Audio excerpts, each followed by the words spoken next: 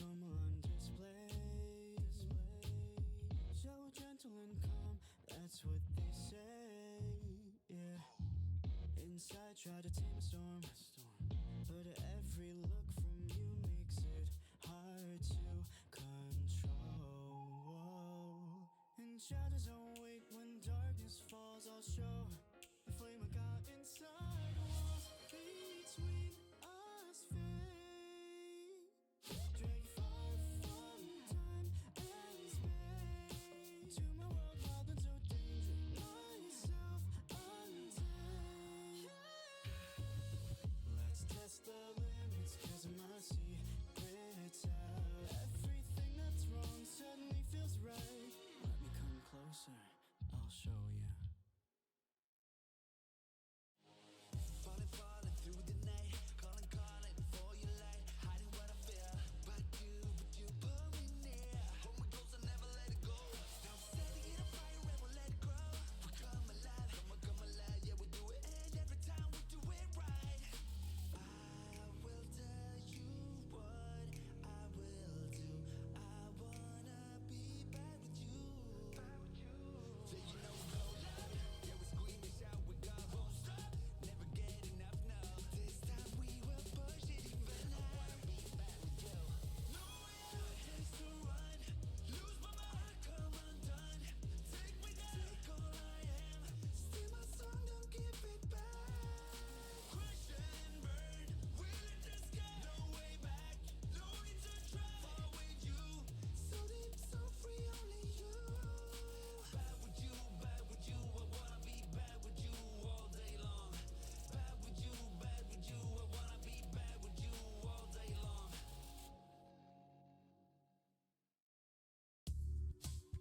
Can I just hold you close? Why don't you come over here?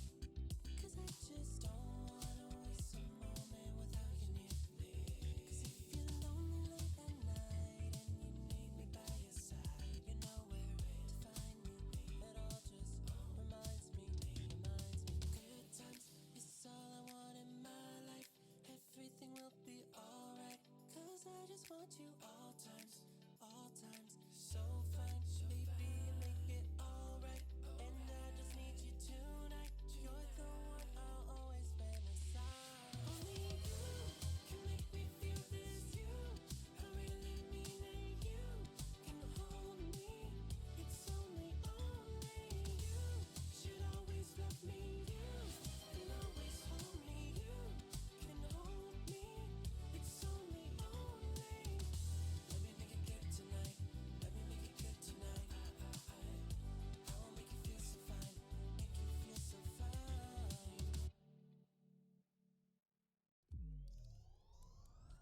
Loving you so wrong, but I can't hide it. Underneath the moonlight in the darkness. Come on. Secrets only you know that you're keeping. Say that you're ready, will be a forbidden taste. Oh my god, how do I do this? Hi guys! How's it going? Oh my god, I'm like kind of nervous. Like, oh my god, how do I do this? What the hell? It's been so long. Oh my god. Queen is more excited about Caleb than me, and you know what? Valid. Valid and true, honestly. Yes, absolutely correct. I am actually like genuinely a little bit shy. Just give me a second, okay? Like just give me a sec. I just need water. Just give me a second. Ew, why did it taste like that? Hi guys, welcome. I'm back, baby. I was asleep for a whole weekend. Do I look well rested? I feel well rested. I slept 14 hours a day. That is not even mildly an exaggeration. I slept 14 full hours for like 4 full days. I feel like I was born again. I genuinely feel like I got rebirthed anew. And you know what? I needed it. I really did. Hi everybody! How do I do this? Let me pretend like well, not pretend, guys, it's been so long that I actually don't know how to be a streamer anymore. Like, you're gonna have to give me a second. But hi Tara, welcome, thank you for being first. Queen, thank you for being here and being second, I appreciate you. Zanti, hello, welcome. And Queen, thank you for doing the thingamaboobers. Enjoy your Yuji poster. Glub Glub, hello, thank you for your dancing lemon boy. I don't know what that is, but he's very cute. Taro, thank you for your daily thingamaboober. Enjoy your Gojo figure. Wow, what a beautiful, beautiful name. Glub Glub, thank you for your daily thingamaboober. Enjoy your framed picture of Caleb's ass. And what an ass it is. Oof. What a fat badoinkadoink he's got hiding under there. Sup, hello, welcome. Welcome, welcome. Misi-char, hello, welcome. How's it going? Kelly, hello, welcome. How's it going? Thank you for saying beautiful. You didn't even see my face yet, but that was very sweet of you. I appreciate it. And Kelly, thank you for your daily thingamaboobers. Enjoy your Zayne sticker. I missed you too. Enjoy your cinema roll nightlight. Where is it? It's here. Wow, look at me. I'm so organized. Enjoy your flashbang. Enjoy your flashbang. Hello, Tiss. Welcome. You look well rested. I am so well rested. I am so— oh, the bingo! Hold on. Fucking forgot about bingo. Hold on. There's too many new things now. Jesus Christ. I'm really hot as well, but I can't move my fan anymore. My mom decided to clean, which we love. We love her for that, but also it means that I'm hot. Really hot. Actually, I'm gonna have to figure it out because I'm too hot. Just give me 1 second. Give me a second. I'll let you hear me, but just give me a second. Hold on.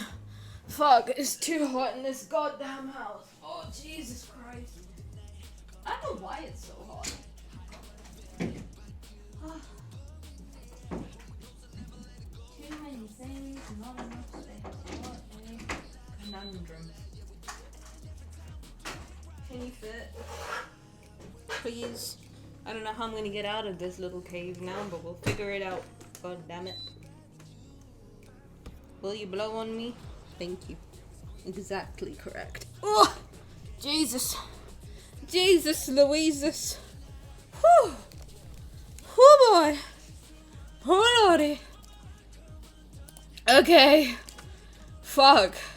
It was really hot. Now I don't know how I'm gonna get out of here, because, okay, I don't know how big people think this room is, but basically, right, my desk, do I give you all the layout of my room? Yeah, it's fine. Okay, my desk is, like, against one wall, and then that is the back wall of my room, right?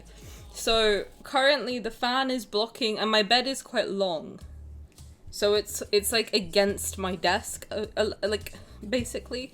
So, in order to get in here, I gotta step over a corner that I bang my foot on pretty much every day because I cannot do spatial awareness. And now the fan is blocking my escape. So I don't know how I'm gonna get out of here. But that's fine, we'll figure it out. I'm strong. Damn it. One thing about me, I'll figure it out. That's what I do. Reborn Tani. Apparently sleeping helps. Who fucking knew? Also, ginger shots. That's my new thing now. I've changed in the last 4 days. Apparently. MC. Oh my god, am I MC because I was reborn? Maybe. Maybe she just goes to sleep and then wakes up. Might be. I also got to sleep in yesterday. I'm a changed woman. Bro, who knew that sleeping was good for your mental and physical health? Who was gonna tell me that? Sounds fake. Hi, welcome, how's it going? And Zanthi, thank you for your 20 stream streak, I appreciate it. Even with me not being here, you guys still have streaks? That's awesome. I'm glad. And thank you for your daily thingamaboober haram. Enjoy your skizzers. What a wagon. What a wagon, bro. Dude, the wagon on Caleb is fucking crazy. X-02's got a whole bakery back there. That thing's wild. I'm such a— dude, when it comes to— dude, okay, this morning, 3 a.m., I'm not kidding, 3 a.m., I started, pulling for Caleb to R1 him. Whew! That guy's ass is phenomenal. Phenomenal. Phenomenal ass. Like, honestly, like, top 10 asses I've ever seen. You always get his ass. Maybe he wants you. And I love that for you. Tani, I just wanted to scream the lyrics, but I'm not more excited about Caleb than you. You should be! Caleb's hot! What do you mean?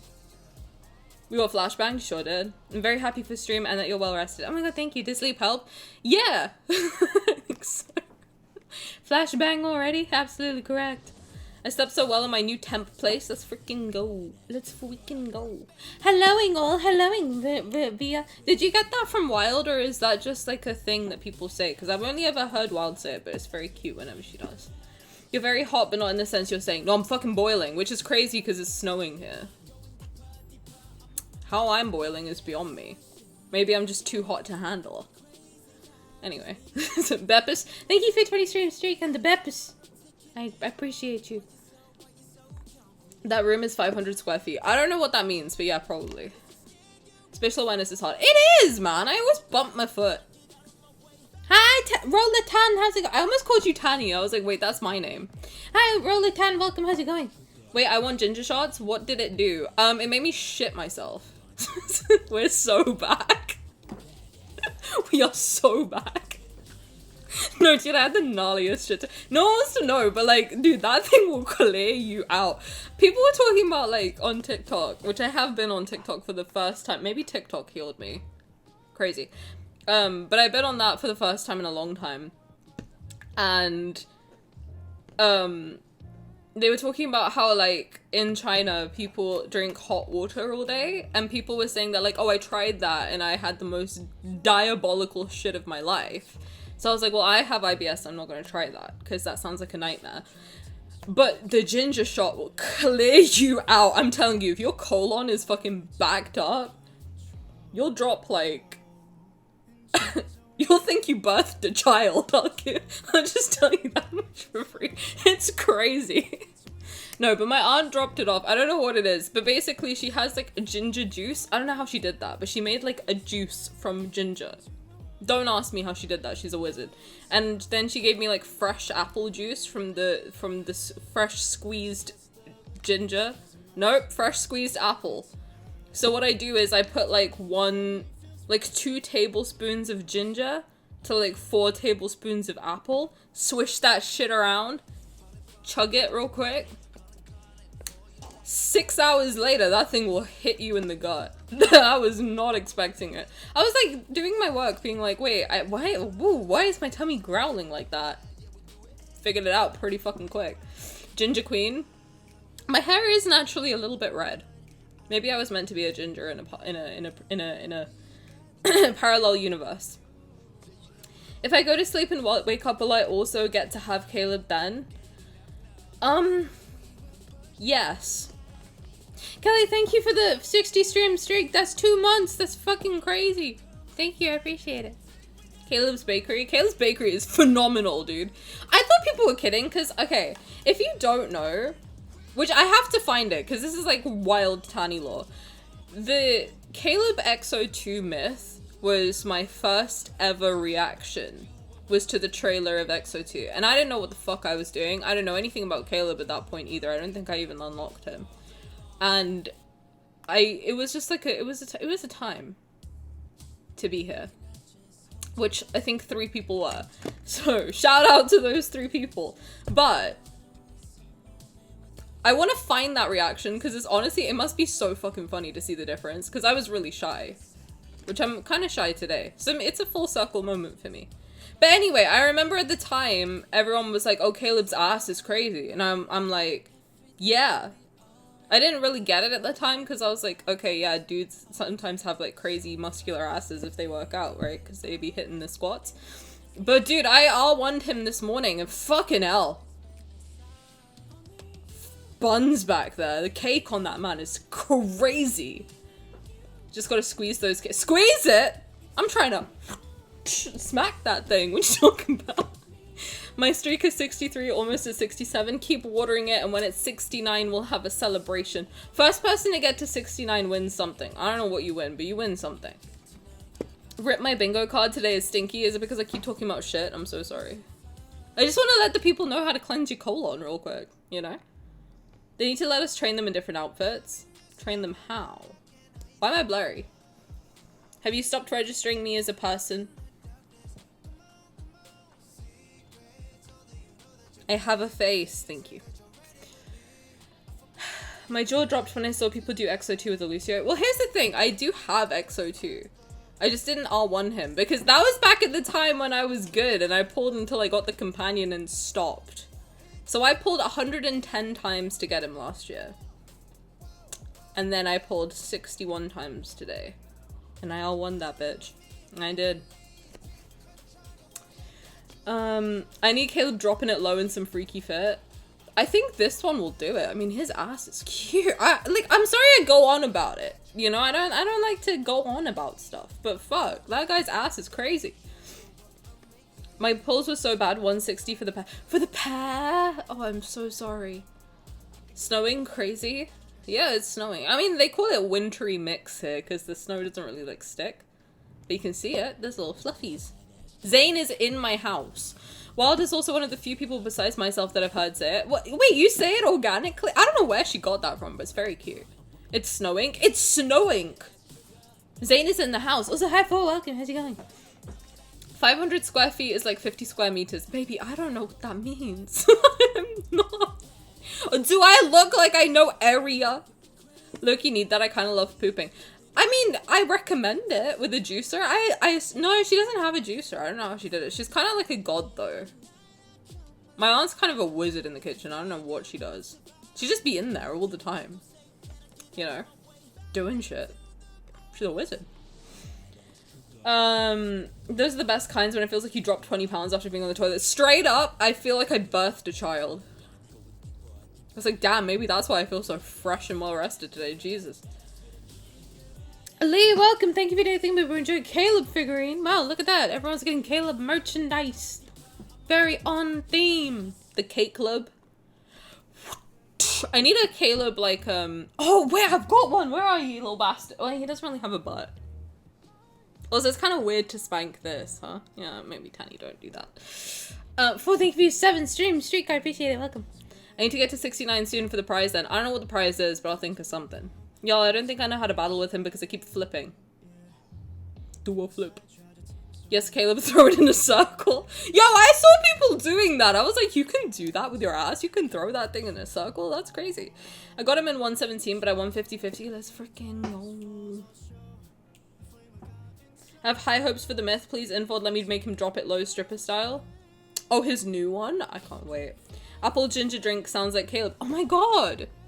Wow, it was really Caleb coded today. Baby banner, not really. You can spank it. Do a flip.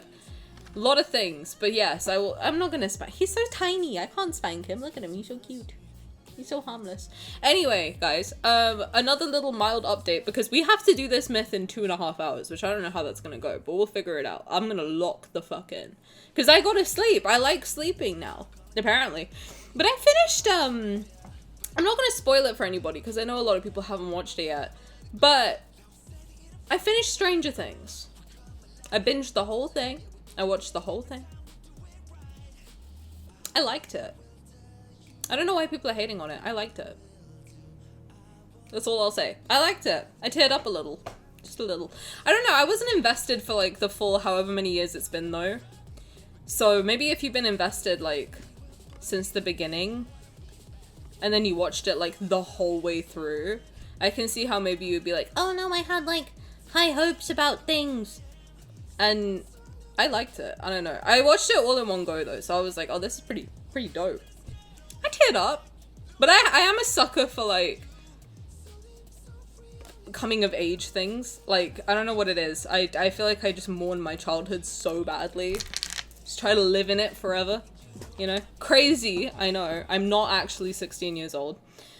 But I liked it. I liked it a lot. I don't think it's the best thing I've ever seen, but like I really liked it. I thought it was good. Are we playing it today, the myth? Yes, ma'am. We sure are. I think the finale was a little whelming. I mean, it wasn't like phenomenal, but it was good. It was like good TV. I don't know. I thought you were. You thought I was 16 years old. I appreciate it. I know I have that youthful glow. Let me get the heart rate monitor. But no, so the funny thing is about X-02, which we will be doing today, is that this was one of my, if not the first, then one of, That is a different font. Alright, we're rocking with Times New Roman today. I don't know what that means, but we're aging. See that Times New Roman swag? But that was my one of my first ever reactions. So we'll see how it goes. We'll see how it goes. I remember nothing about this myth though, so this is gonna be fun. What show? Stranger Things. I finally finished it. I really like it, and also a lot of people were asking who my favorite characters are. I think Nancy has to be my favorite character. Nancy I fuck with. Robin I fuck with. She's funny as hell. Dustin I really like, to be honest. I really like Dustin. I think he's cute. Who else do I like all of them, to be honest. I think Will's cute. I think Mike's cute. I think Eleven's cute. She's very powerful. She's very serious for a kid, which makes sense. Yeah. Steve? I think Steve's funny. I like Steve. Also, the name Steve makes me giggle. I don't know. If your name is Steve, like, shout out. But the name Steve has always made me laugh a little bit. I don't know why. It always just tickles me. I like it. Steve. I think last season has some of the weakest moments in this. I mean, like, the thing I think is that it's technically for kids, right? Like, the show is for younger people. I mean, I know it's for everybody, but it's targeted to children. Or, like, young teenagers. So I think, like, if I'd watched that at, like, 15, I would have fucked with it. I mean, at 26, I fucked with it, so... Can't wait to see Tani cry again. We'll see if it makes me cry again. I don't know. I don't remember anything. I just remember that I cried. That's it. It finished. I watched halfway through the first season and never continued. I was too confused. I mean, that's what happened to me too. So I watched it when it came out and I was like, I don't play D&D. I don't know what this is. And then I stopped. And then I started again like last week or something. I liked it. I thought it was good. I wouldn't say children. I think it's 16 plus. Okay, well, if I watched this at 16, I think I would have had a good time. 16 is kids? What do you mean? A 16-year-old is a child? What are you talking about right now? They wouldn't like it if I said that, but that's the truth. That's the God-honest truth, God damn it. If you're 16, you're a child. 10 years younger than me, you're a baby. You're a little baby. It's not children like 8-year-olds. Well, I didn't say that. I said 15. Listen when I speak! Oh wait, I have to log out and then log back in. Fuck.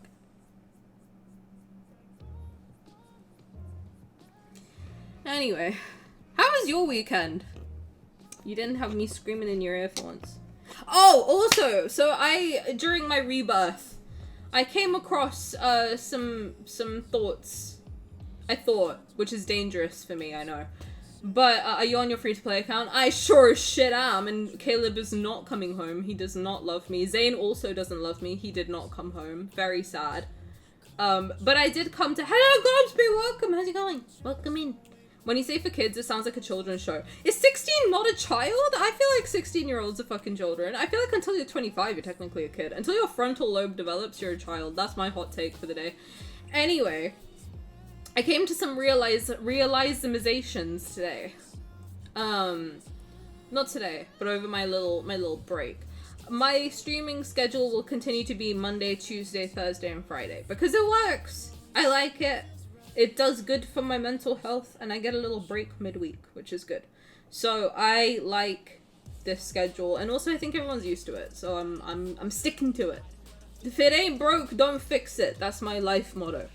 So Monday, Tuesday, Thursday, Friday, you can continue to see me on your little screen device. Yes. And then YouTube videos Wednesday, Saturday, and Sunday. Yes. So hopefully everybody's happy with that. Also, I've been asking people...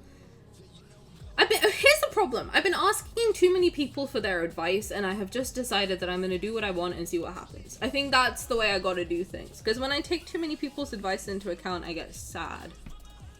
Especially when they tell me not to do something. So, I will be doing a bunch of stuff. Primarily lads, but also art stuff. Co-working, I think I'm going to bring back. Maybe during the time that I'm working from home, actually, to help stick to a schedule and not just sit in bed all day. Work from the bed, just in case anyone I work with is watching. I do my job, I just do it from over the bed. I need to sit. where it's comfortable.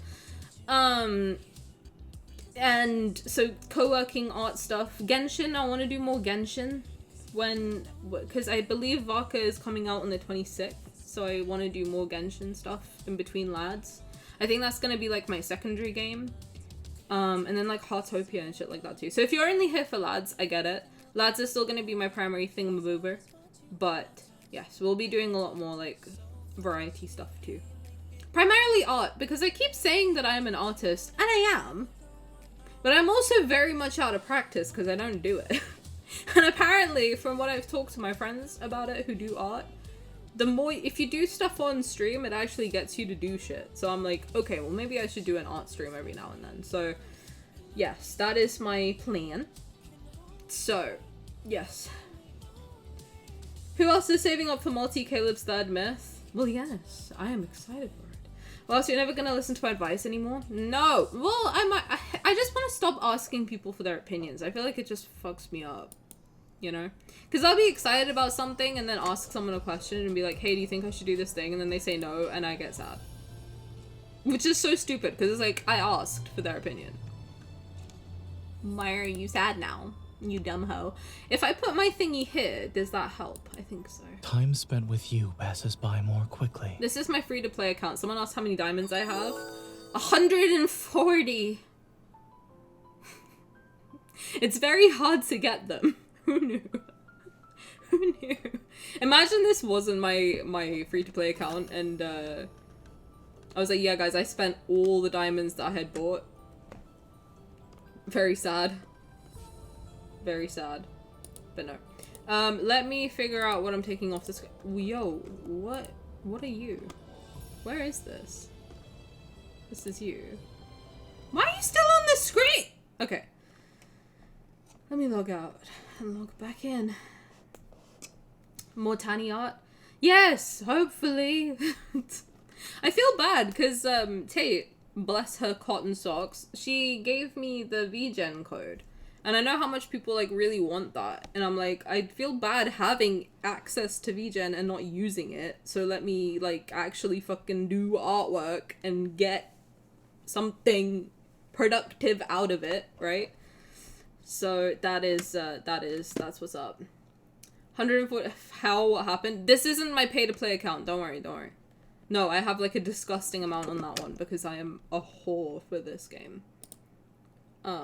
Trying to sync up our schedules, are you? You'd better join me for my morning runs then. I'll join you for whatever you want, daddy. Look at that man! Okay, hear me out. Hear me out. Everybody hear me out. You don't need to hear me out at all, actually. I just want you to look at his butt. And back. Beautiful. Look at that fat booty.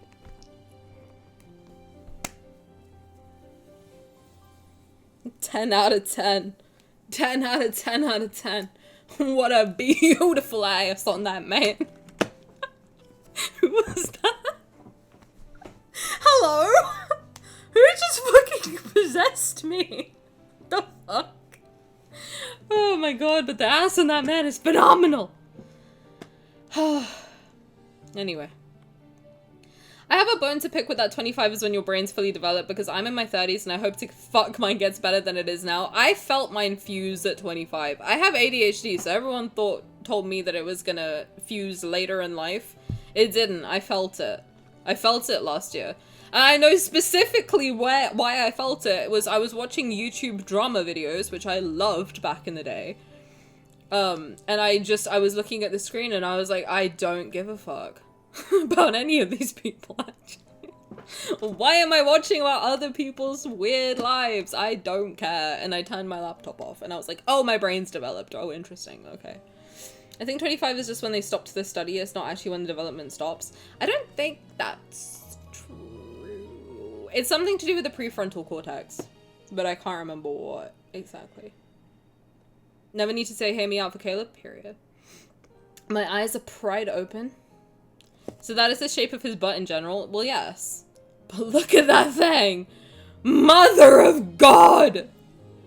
That ass is fat! Like, if we saw him naked, that's the shape of it. I hope so. That's why my in-game title is Caleb's Bakery. Sorry, I can't hear you over the cheek slapping. You know what? Valid. Valid and true. True and valid. Okay, what I'm gonna do, gang-a-lang, I don't know what that was. I'm gonna run the ad, and then we're gonna just jump right into the myth. Should have been bigger and fatter. Just like the necklace you gave me.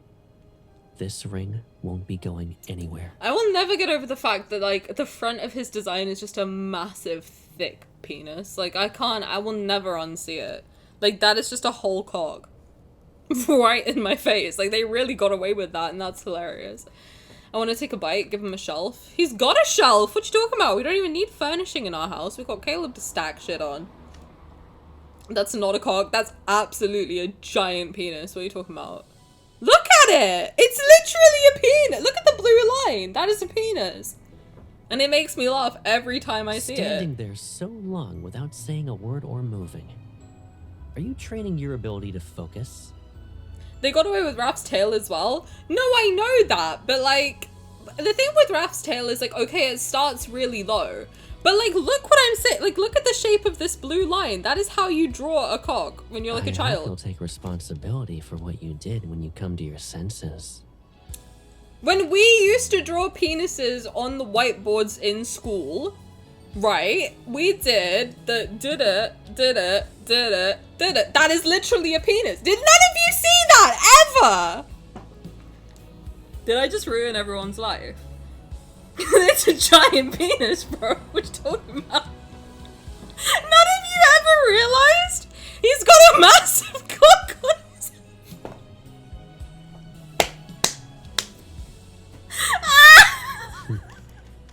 You've been deep in thought for a while now. You still haven't picked out the dream you want for tonight? Wait, none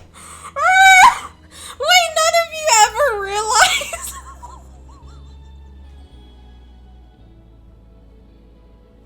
Oh, guys, I've won today. Oh, what a time to be alive. Oh my god, I feel so good right now. That's crazy. You've never seen the giant blue pee-pee? Yeah, let me do a close-up real quick. Look at it, it's a massive cock. Hold on. Look at that!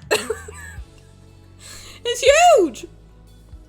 Why did you do this? What do you mean? I thought everyone knew! I literally thought that that's what everybody fucking knew. That's why it was funny. You guys never saw? Wow. I've told everybody something today. The size is only adequate for a specific kink. What? Size kink? Ruben, you made it better. Bro, look at that fat cock, bro. That's crazy. Hey, Caleb. Nice cock.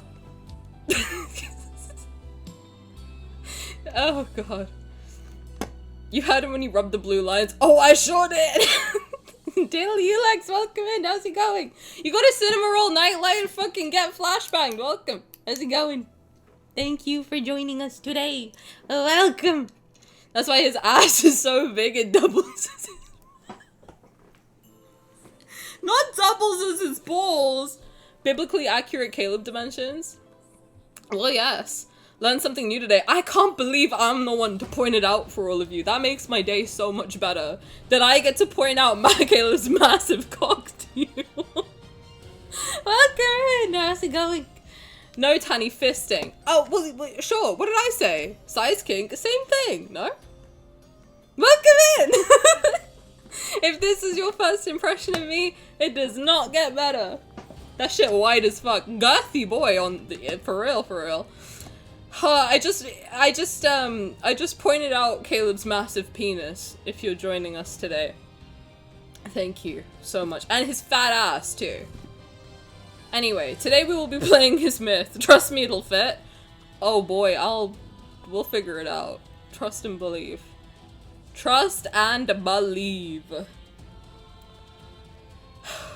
Also, hello, hi, Starla, welcome, how's it going? Welcome in. Welcome. Are we ready, guys? Because I have to do this in 2 hours. 2 hours, 15 minutes. Nope. Yes, 2 hours, 15 minutes. Can I do it? Maybe. I'm currently pulling for him. Let's go! Size kink isn't the same as fisting. Guys, I am trying to do things quickly. I know! It's not the same. I can't do pedantic shit today, okay? We're gonna have to keep it moving, alright? If you disagree with me, you gotta lock it up, move on, alright? I'm gonna be saying some weird shit, we're just gonna have to push through. We're just gonna have to keep it moving, okay? We got a lot to do, not much time. I gotta do my dailies because I haven't been on this account today. You gotta argue with the wall and keep it pushing. And trust and believe that Tani knows her kinks, alright? Just, you know, keep it moving. While I fuck up this little heartbreaker dude. Hold on. It's 10:30 today's bedtime. Yes, ma'am! Because I gotta go shower so I don't smell like a foot. I have a lot of meetings tomorrow. It's hard being a working woman. It's tough. But, bro, by the way, I don't know why I'm on, all VTuber, like, I am on all VTuber algorithm on every single social media. Is this my sign to be a VTuber? To get my ugly mug off of Twitch and just be a VTuber? Maybe. Would you like a VTuber arc? Let me know. You're not moving it along? Well, trust and believe I will be. So I don't know. I don't remember much about this myth. Except that it was except this. This is the only thing that I remember. And that's because... Where is it? Of Kelly. Kelly blessed me with this video. Hold on. So this is the only thing I know about this myth. Sorry guys, you're gonna disappear for a second. That is the only thing I know about this myth.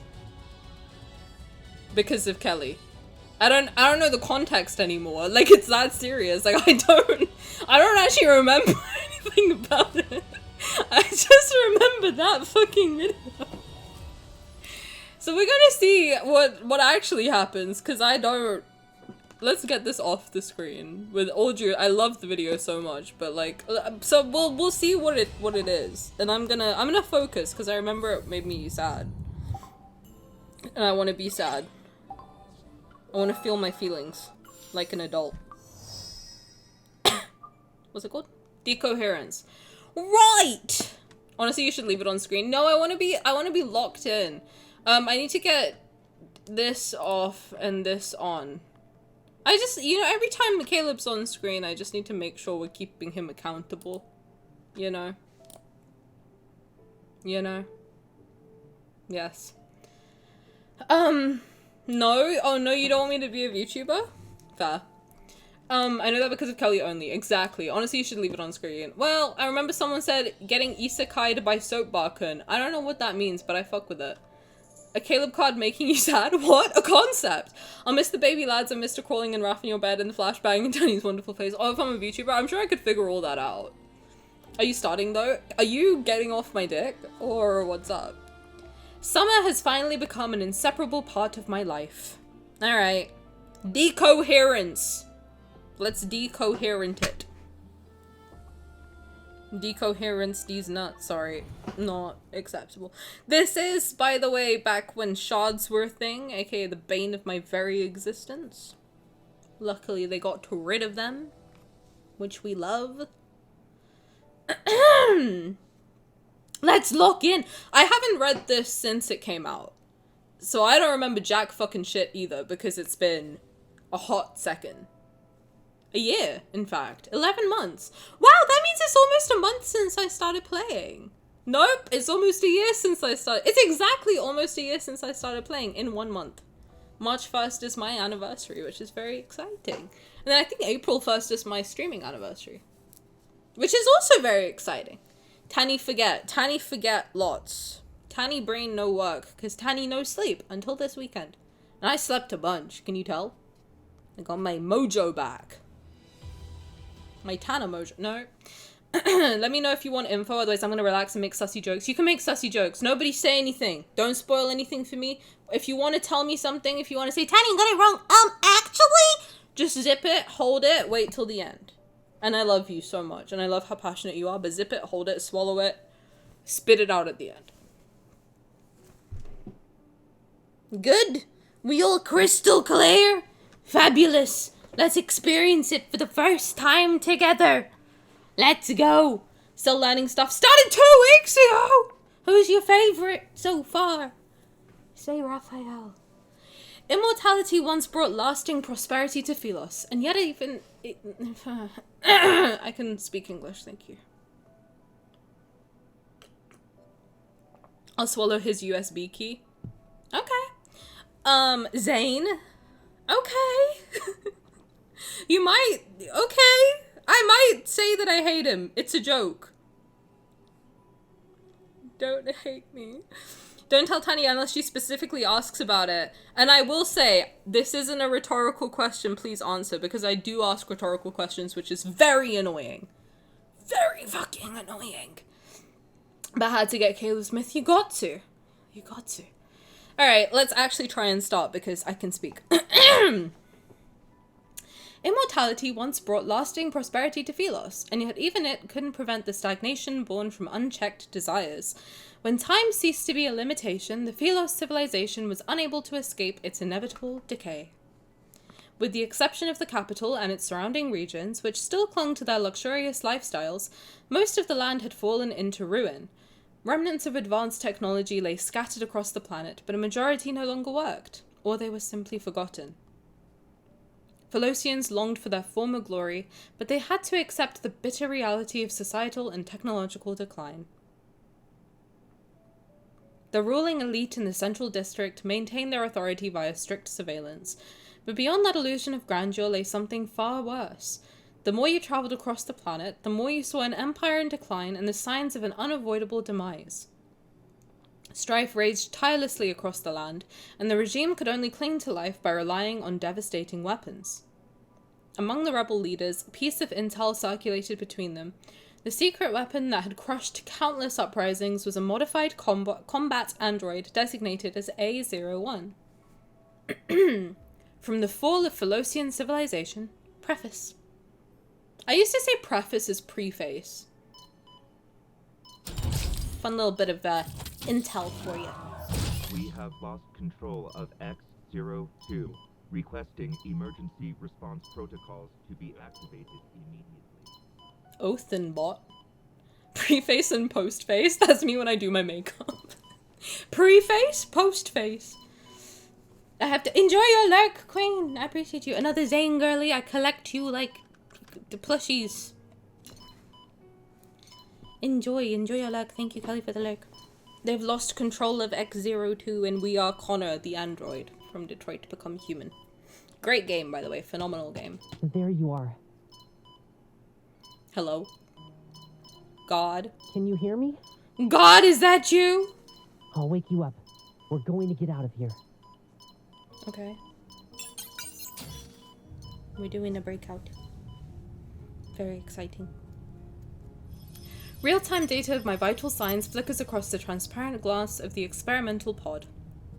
A boy who's approximately my age and wearing a powered exoskeleton just like me touches my cheek against the barrier. We finally meet, A01. My god, he's just a baby. Oh, wait, is this baby Caleb? Oh, he looks so cute! He's so squishy. Oh, look at him. Oh, he's just a little plushie. I'm X-02. His voice is so tiny. He's just this big. He's so little. There's been a security breach, and the laboratory's control system was hacked. We can only run away while they're trying to fix it. The stranger opens the experimental pod and extends his hand towards me. Let's run away, A01. He's just a little guy. He's just a tiny little baby boy. I am A01, a secret weapon created by the government. My body was modified and encased in a powered exoskeleton. My consciousness can be controlled as needed. People fear me, avoid me, and alter my configurations. So why would someone reach out to me? Aww. Robot voice? You want me to do a hello, I am A01. But if I do that, then you'll all know that I am an AI and not a real girl. And then you'll hate me and unsubscribe. Without thinking, I take his hand, pull out the tubes connected to my body, and step out of the experimental pod. Whittle cable! Oh no, no Whittle cable! The boy leads me through the labyrinthine corridors and we dodge patrol robots at every turn. We break through several disabled barriers. I leave the lab fully conscious for the first time. Othen Laboratory is entirely underground. The boy leads me through a hidden passageway and remains silent. Maybe it's to avoid being detected. Only the sound of our footsteps fills the dark, empty tunnel. Caleb's song is Run Away With Me by Carly Rae Jepsen. I bet that's really funny, but I've never heard it. I only listen to K-pop. Sorry. At the end of the passageway lies a vast expanse of wild grass. The sky floats between night and day. In the gloomy darkness, the wasteland stretches endlessly before us. There's no telling how long it will take to traverse. I'm sorry. I didn't expect the tunnel to lead us here. Oh, but you did your best. He's so tiny. I just want to like... I'm a little baby, man. He's doing his best. Stop. The temperature outside is significantly warmer than the lab's. My body registers the heat. Is it too hot for you? It's currently summer. The laboratory always felt the same, but it's different outside. The sweltering heat, the sweat, and the thriving trees. This is the summer I know. The long grass grazes my calves as the warm night breeze sweeps across the field. The vivid sensation is foreign to me. We keep moving. Despite knowing we could be caught at any moment, I feel strangely at ease. Everything outside the laboratory is new. I'll take you to any place you want to visit. Aww. He's so cute. I guess you've only ever been sent to battlefields. You must hate areas like that. Walking beside me, the boy seems lost in thought. I've been sent to one of those battlefields too. It was a desert, and the war lasted a month. Some soldiers would search for fresh fruit during their breaks. There's this fruit that comes from a tree called silver glow, and it glows with a silvery white light. Even its seed shines. His fingers, encased in his powered exoskeleton, gently rest on my palm while he speaks. The cold black metal traces my palm and leaves behind a seed that emanates a soft, silvery white glow. I kept one as a keepsake. He's so cute. I'm gonna fucking start crying now. Like, you can't show me kids and expect me not to get all mushy, okay? I don't know what it is. I'm a Cancer. I can't deal with it, bro. The way I watched you play this last year and I don't remember anything about this. The way I played this last year and I don't remember anything about it. It should be studied, frankly. He's giving me a little gift! He's giving me a pebble! What are we, penguins? Are we a little penguin couple? I pick up the tiny seed and observe its soft light flicker through its patterns. Taste? Surprised, he lowers his head to look at me. Do you want to know how it tastes? I nod and the corner of his lips immediately curl into a smile. If you want to try it, we'll find those silver glow fruits. Now you have a place you want to visit. I pause and turn to look at him, but his holographic visor hides his expression. Why do you want me to have a place I want to visit? Because then I'll have somewhere I want to go too. I'm gonna start crying now. What the fuck? He's so cute. I don't understand. It's because I'm your friend. Oh man, I got friend zoned. Fuck. Oh, right in the chest. Penguin. Little penguins. Little penguins. His voice is clear and certain. My job is to take you to the places you want to visit. He really is our go-go, bro. I forgot everything on this myth. Bro, me too. Like, straight up everything. As if reflecting the brightness in his voice, a golden ray of sunlight ignites the pale-colored horizon. Dude, Caleb really is the sun. Like, he is just that guy.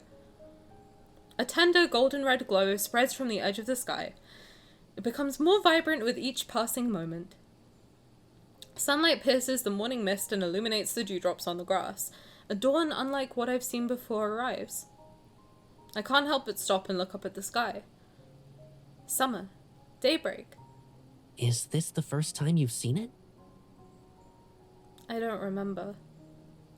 They erase my memories when I return to the lab. My gaze returns to his face.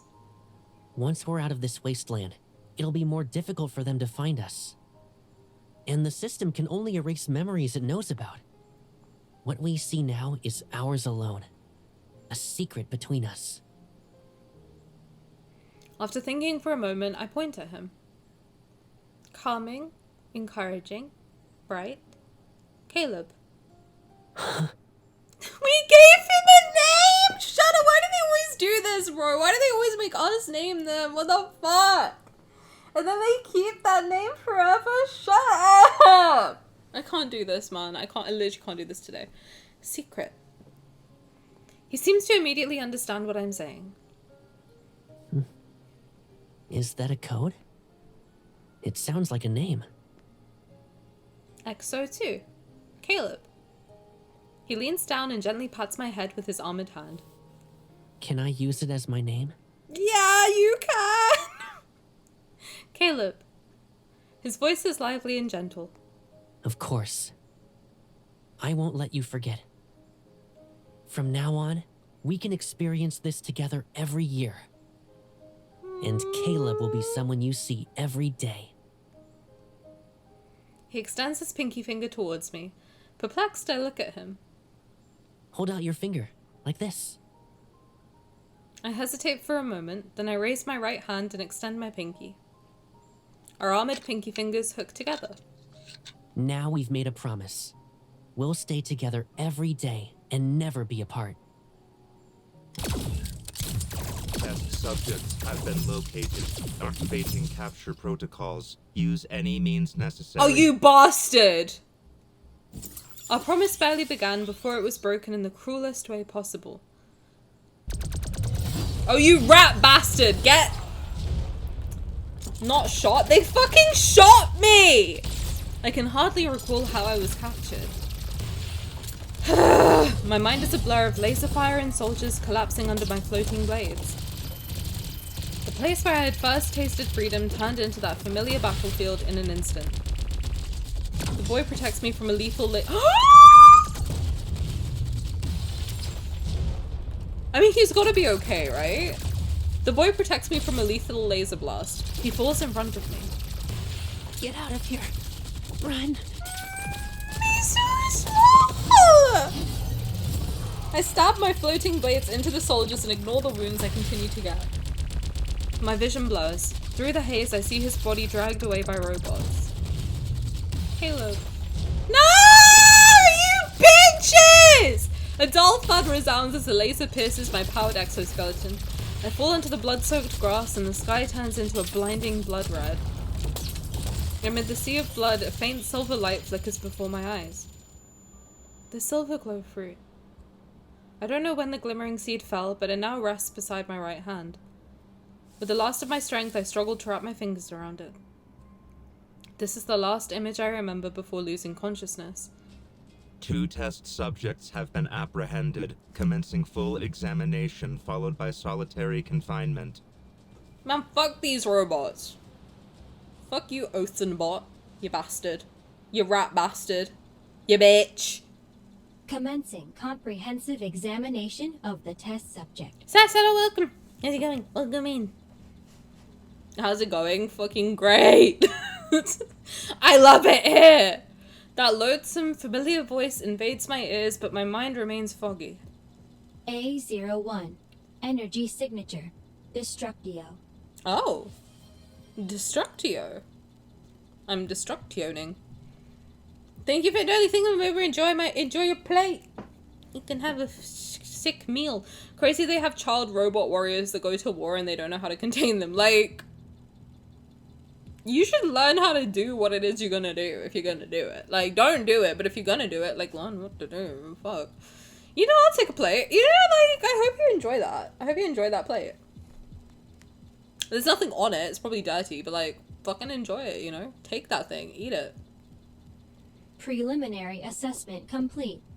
Bodily impairment at 91%. Only 91. Comprehensive modification and repairs required. Initiating the memory extraction protocol is recommended. I would have put her at, like, a 75.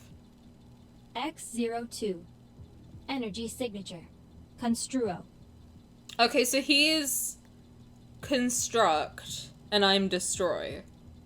Okay, interesting. Preliminary Interesting. assessment complete. Bodily impairment at 78%.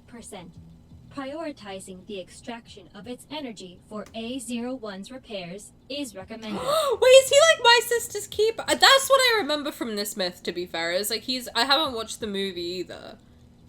But like, it's very my sister's keeper coded, right? That like this is a rhetorical question, by the way, don't answer me.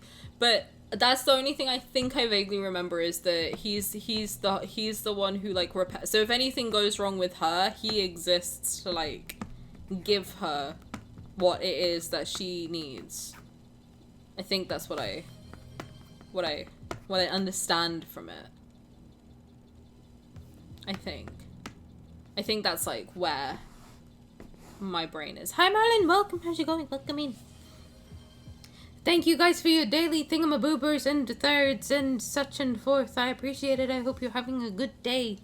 I will just say we're playing the Caleb myth for the first time since it came out last year. I will warn you guys, I will be asking a lot of rhetorical questions. Please don't answer them because I will not want to be spoiled. I have played it once before, but I've forgotten everything. So let me experience it. I appreciate it. Yes, thank you very much. Caleb Acrylic Standy, let's freaking go. That's very on brand for today. It's like he's giving her a rib for her to live. Bro, okay, dead ass. Dead ass. I think that's what I said last year. So this is partly why I want to find my reaction from last year, is because when I played through it, I didn't know anything about Caleb. I didn't know anything about his lore. And when I reacted to his trailer, what I said was, it's giving creation story. It's giving, I think I said this. Someone can tell me if I'm right. And I will find the video, because I have to. I said that it looks like to me that it is giving creation story, Adam and Eve, Romeo and Juliet vibes. That's what I get from this. So, fucking riddle me surprizzled when we get all the way around a year, and then fucking, yes, I think I gave you a rib in my past life. Adam and Eve! I have the biggest brain literally known to man. Like, I'm not trying to brag, but my brain is almost as big as Caleb's penis. Like, it's Bible coded! It is! Is your old reaction lost media? I have to find it. I think it's on my new storage device. It's somewhere, for sure. I know I've got it. I just gotta find it. But I will. I might find my old, like, reaction to this, too, and fucking post that someday. When I take another 4-day break or something like that. Alright, so he exists to repair me. That's not sick and twisted. Activating memory extraction protocol for A01. Keywords are as follows. X-02. Friend. You know what you can't steal from me? Caleb, friend. You bitch! My subconscious is plunged into chaos as a boy's face keeps appearing in my mind. The scent of wild grass in summer and how plants touched my skin, the silver fruit seed, the sunrise, our hooked pinkies, the promise we made. A daybreak unlike any other, one that will never fade from my memory. X-02. Caleb. Memory extraction complete. We will now proceed to modify and repair A01. Because whenever we get Caleb third myth and it's Adam and Eve, we need to edit all the things you said about it in one. Bro, if I fucking called that from a year ago when I didn't know anything about this game, I will scream so loud that you will hear it not through your headphones, but across the ocean in America, you will hear me yelling, okay? Like, you'll wake up in a cold sweat at 3 o'clock in the morning being like, the fuck was that? Me, bitch, screaming. That's what it was. From my office desk, I will scream. Thank you. That's my story.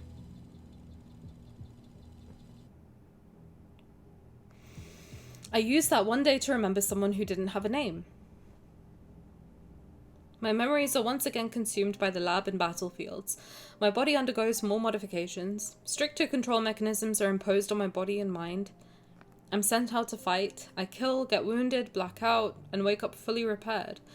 Then I'm sent out to fight. And I kill, get wounded, black out, and wake up fully repaired. I'm sent out to fight. I kill, get wounded, black out, and wake up fully repaired. Then I'm sent out to fight. I kill... I never get another chance to escape from the lab. But deep within my consciousness, I repeat that one name over and over again. Caleb. Guys, I just got over the PMDD. You can't hit me with this. You can't. You can't do this to me. You can't slap me. Can't whack me across the face. You can't. You can't do that. Stop it. I'm gonna fight.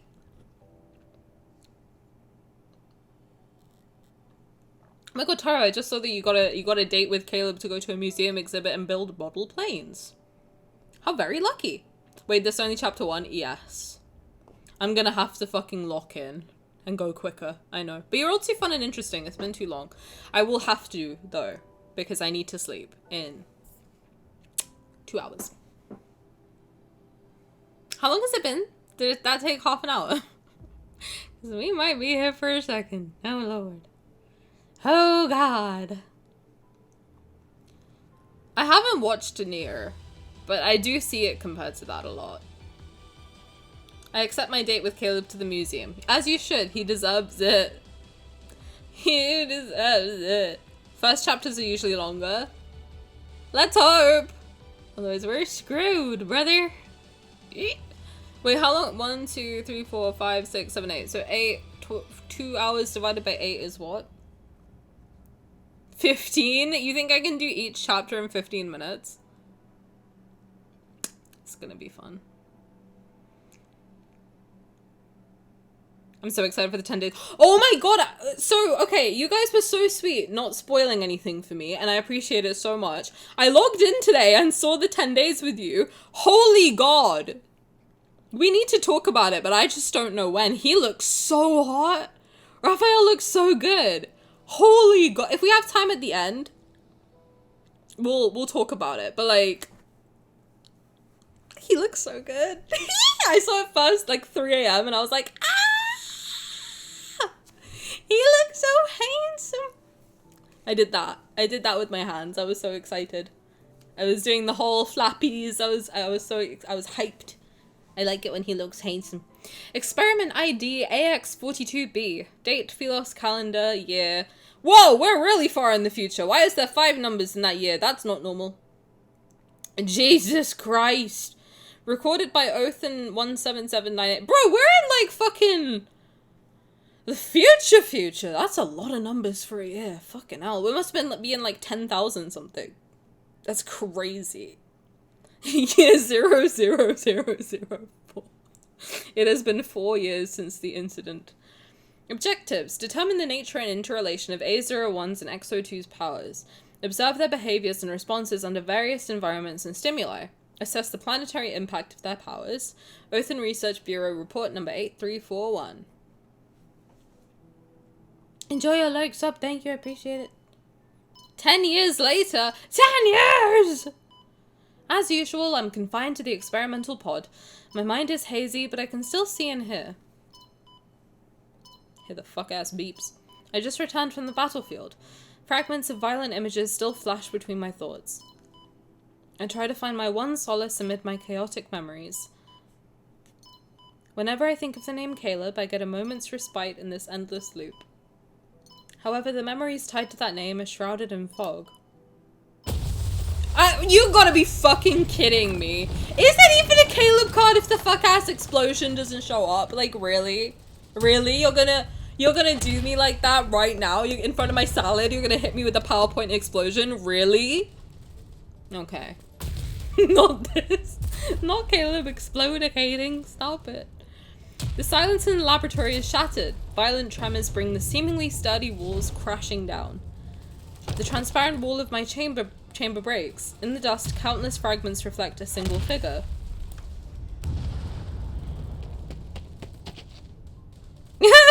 Sorry.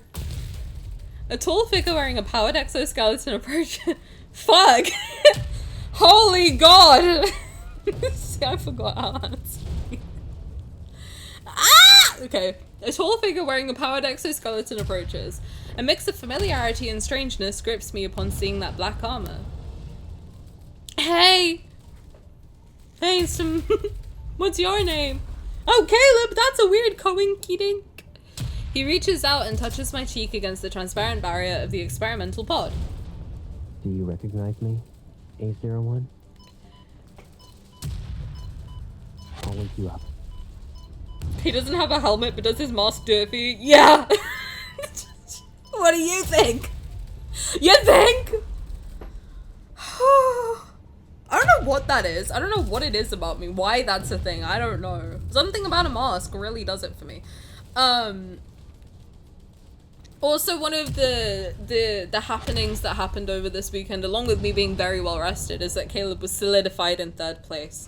So my ranking is very, very, very rock solid now. It's very clearly Raphael, Sylus, Caleb, Zayne, Xavier. I think that's just how it has to be. I think that's just how it has to be. There's not much gap between any of them, but like, that is the order. If I have to sacrifice someone, I will sacrifice Xavier to Taro. I will donate him to Taro. Is it the mask or the 8-pack behind a mesh? Both. Both. Hi Kage, welcome, same, thank you. Yes, you have good taste. I feel his fingers touch the crystal switch at my throat. He taps a few times on the holographic panel that appears. It's as if a fog is lifted. My senses return to my body. Enjoy your old ball of tape. It's useless, but I hope you enjoy. My lips tremble as I look at the man before me. Yeah, he's a man now, good lord. I search through my memories, but only one name surfaces. Caleb? That's me. Sorry. The rebels have attacked the central district. They're looking for you, A01. Sorry, I can't hear you over the gunfire. What did you say? Enjoy your Sylus acrylic standing. Yahoo! The lab systems have been destroyed. We can use this chance to escape. We? I don't know who you are. I only know your name. I'm Caleb, your friend. You want to be more than friends, Caleb? A friend? I don't have any friends that look like that. Mother of God. All you need to know is that this isn't our first time escaping. Sorry, Tani, stop flirting with him. You don't know how to do that in this world. Stop it. The way that his body moves in that suit, whoever modeled and rigged that needs a raise. I can't stop staring. I never realized just how much you can see through the mesh. They really did this one for the girlies. My god. My god. There's a strange familiarity in his voice which stirs my fragmented memories. I remember escaping with Caleb before.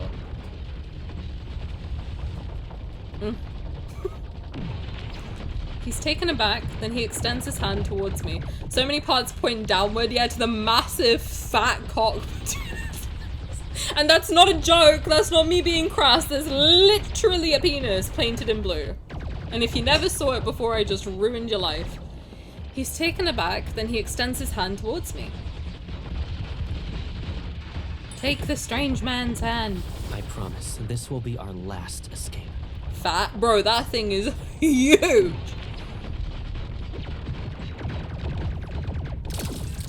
Our last escape is the final countdown. Let's The fucking go. test subject has escaped, requesting interception immediately.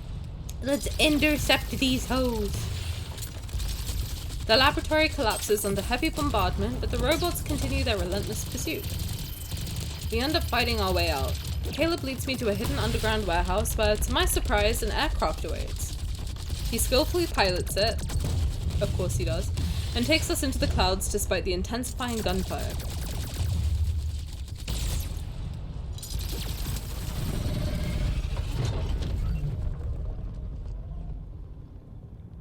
Whoa. Are we in deep space? Where are the dwarves? Gideon? Gideon and his other roommates. The aircraft slices through the sky and the massive laboratory is already out of sight. Does this mean we've escaped? Not yet. No. Oh, brother. Warning. Multiple aircraft detected. Estimated hostile forces exceed 200 units. Immediate action. It looks like the government is more interested in capturing you than fighting the rebels. They want me as a weapon. They won't last long without you. I gotta say, playing this after watching Stranger Things front to back kind of hits different. I'm being honest. She kind of gives L a little bit. But the rebels won't let you go either. Are you scared? This is our last escape. Yeah, you keep saying that. We either succeed or die. Being captured isn't an option. I don't want to die though, so we better succeed. Outside the windshield are swarms of aircraft piercing the thick clouds. I stand and walk towards the cabin door. Caleb is Snow White, Zayne is Elsa, Xavier is Cinderella, Raphael is Ariel, and Sylus is Mulan. I'm with you. Like, pretty much 100%. Sylus is Mulan. I have never watched Mulan, to be fair. I would say Rapunzel. For Sylus. Because of his beautiful long hair that I need him to let down from his big penthouse castle. So I can climb it. I stand and walk towards the cabin door. They'll try to shoot us down. Protect the aircraft. You're the one I need to protect. Okay. You can protect me if you want. Before I can react, he's already beside me. This is our escape. I won't let you fight alone. Okay, then I gotta question who the fuck is Jasmine? Because that's my girl right there. That's the one I identified with as a child. Who's Jasmine? Tell me. Quickly. Sick the lie better be Jasmine. MC? Fuck yeah, dude. Caleb opens the cabin door. A dark, gloomy force spreads from his palm and suspends our aircraft in midair. Zayne calls us Jasmine, you're right! Wow. You're right. Zayne MC is Jasmine. Fuck, that means I... But I can't be a Zayne main. I like Raphael too much. Oh my god, but I do say thingamaboober, and isn't that what Ariel says? She calls the little trinkets thingamaboobers. And I collect trinkets. I think I'm made for Raphael, baby. You're evil. I'll help you. I nod and leap out of the cabin. Okay. Held aloft by an invisible force, I summon my floating blades. Thingamabob. Oh, was close enough to thingamaboober, right? The giant black swords swiftly strike the aircraft, approaching aircraft one after another. Oh, fuck off! Thick smoke engulfs our vision as enemy aircraft burn and explode. The fork was a dingle hopper, right?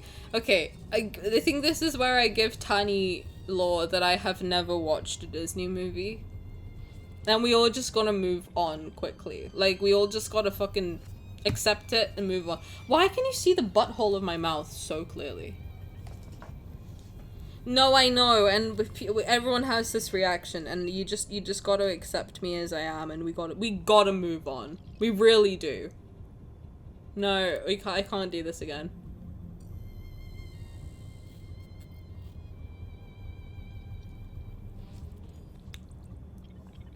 Thank you. Mr. Exploding? Yes, we need to focus on Mr. Exploding. They're like a firework display celebrating our escape. Endless lasers weave a net of destruction, and it's impossible to avoid. Both Caleb and I are struck. I'm used to pain, and we have no other choice this time. The last enemy aircraft is sliced in half, and it plummets to the ground. I look down at the burning wreckage far below. An exhaustion I've never felt before hits me. Anton, hello, welcome. Enjoy your Sukuna figure welcoming. The injury-induced dizziness returns.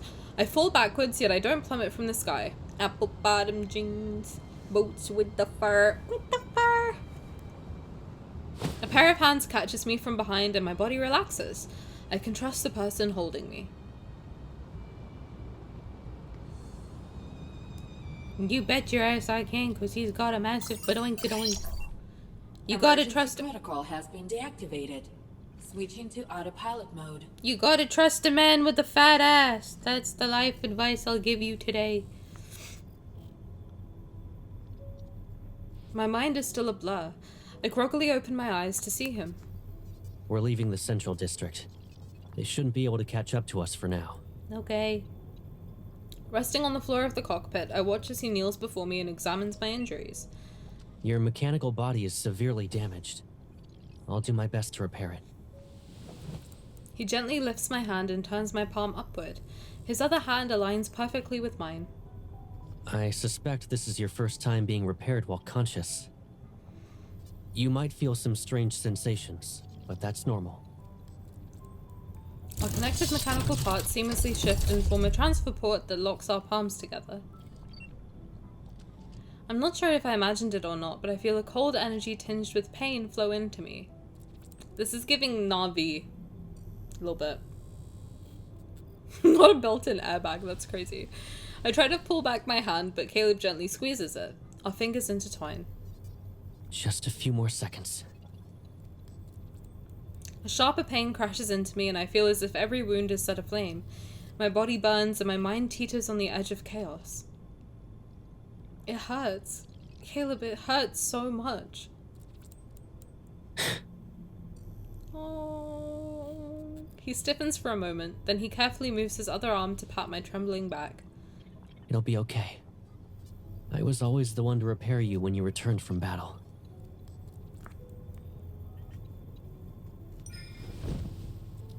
I instinctively hug him with my free arm.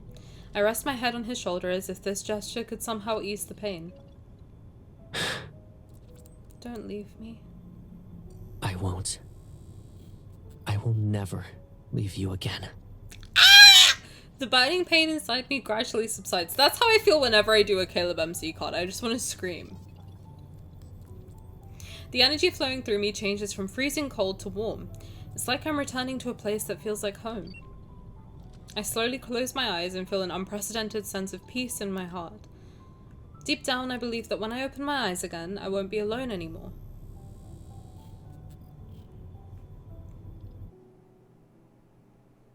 And then he did, by exploding and making her pay for a fake funeral. Simi, this is an AU! He did that in our timeline, not this timeline. This is like way in the future.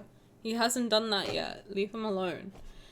Caleb gently places the girl in the co-pilot's seat as a desolate landscape appears outside the porthole. Even though the aircraft has left the central district, he doesn't feel relieved. His energy is fading. He could repair her damaged body before, but now he can't even restore her to a stable state despite using all his strength. Their powers are bound to the same source, so as one grows stronger, the other becomes weaker. His decline can only mean one thing. The Destructio energy is getting stronger, coinciding with the escalating strife that continues to engulf this planet. Simi, I have a question for you. Because I was questioning this and when I went on my rant, when someone left a hate comment. However, I want to get your opinion on something. Regarding the main story update, without saying anything specific, because I do not want to spoil anybody on anything. But if you hate Caleb, should you not also hate another person for doing essentially the same thing? Thoughts? I need to pick your brain after, maybe. Mayhaps. His decline can only mean one thing. The Destructio energy is getting stronger, coinciding with the escalating strife that continues to engulf this planet. And when this energy grows unchecked, the first thing it destroys is the vessel containing it. Was that a spoiler? I tried to be as vague as possible. Was that bad? Now you have me curious on what you're talking about. Okay, so that means I didn't say anything. Okay, good. Question mark. And this is my time to tell you I never played the new main story after the Homecoming Wings. Okay, fabulous. Cause in all after. Yes, there's two people you should be angry at then, also. And also play the main story, it's really good. I'm still going through the story and I'm only in part of Xavier's part. I won't say who. Vague was good because I have no clue what you're talking about. Okay, thank God. Oh, no, you're good. Okay, good. Because there's 2 people Simi should throw anger at also. So you gotta read the new main stories and let me know. Swiftly. Or you can watch my videos if you don't want to go through it yourself. YouTube.com/Akari Tani. It's great over there. Just ignore the hate comments. Now I have a theory that someone's alive. I have no idea what you're talking about now. That's crazy. You got a lot to catch up. You sure do. And we also need to fucking speed up because we're on number 3. I kind of know and I kind of don't care. Caleb's done a lot of other things I don't like. I'm just justice for Caleb, bro. Like, I'm trying, okay? I'm really trying. Oh, shit. Oh, shit! Experiment ID A01 fuck, I really can't talk. Experiment ID A01 UW175. Date Philos calendar year something something something something something. Recorded by Othen 17799. That's really close to my birthday. I'm just saying. Like, that number sequence is frighteningly close to my birthday. 7 days after my date of birth, actually, which is terrifying. Infold. Why are you up my butt crack? Objectives. Use visual and auditory stimuli to make A01 intermittently aware of X-02's existence and observe her reactions. Analyze A01's emotional state and energy fluctuations to assess the fundamental attraction between the two. Evaluate the stability of A01's autonomous consciousness and behavioral patterns after becoming aware of X-02. Othen Research Bureau Report number 8527. Infolds inside my walls. I fear they are. And I'm fine with it. If they buy me dinner first. I don't know how long I've slept. When I open my eyes, I find myself in a small rocky cave. Okay, well then, can they listen and like seriously give me Maid Cafe? If Valentine's Day is not Maid Cafe, either this year or next year, I'm gonna crash out. Like, actually. I'm actually gonna have a full-blown mental breakdown. Like, I need to see them in maid outfits. Like, it started as a joke and I'm not fucking joking anymore. Like, I have a visceral need to fucking see Raph in a maid dress that I can put him in whenever I want. I want to see that boy in a skirt. And I am on the team of like Raph peak masculine man. Like, I don't give a shit. I need to see him in a dress. I need to see the bonnet. I need to see the skirt. I need to see the little pantaloons under it. I need the garter. I need the fucking stockings. I need the whole thing. Put him in a maid outfit. Thank you so much. All 5 of them. I need to see Sylus in a maid outfit. That would hit. 90 minutes till 10:30? Fuck. I don't know how long I slept. When I open my eyes, I find myself in a small rocky cave. A small campfire burns at the cave's entrance. A familiar figure is looking into the dancing flames. Belle, hello, welcome. Thank you for doing the thing. We're enjoying your Caleb Titty Mousepad. God, he loves you guys. We hear you, but please look in. I just need to see him in a skirt, guys. Like, once they give it to me, I'll shut up. Just give me a skirt for the boys. Caleb Titties, hell yeah. Hell fucking yeah. I'm locking in. Jesus. A small campfire burns. I've read that already. I slowly step outside to see a vast desert. Caleb hears me and quickly turns around. His holographic visor is gone. And he's so very handsome. My god, I can't help but stare at him. What's wrong? Do you feel unwell? No, you're just very attractive. I've never seen your eyes before. Did they look weird? I walk up to him, cup his face, and look into his eyes. I don't blink.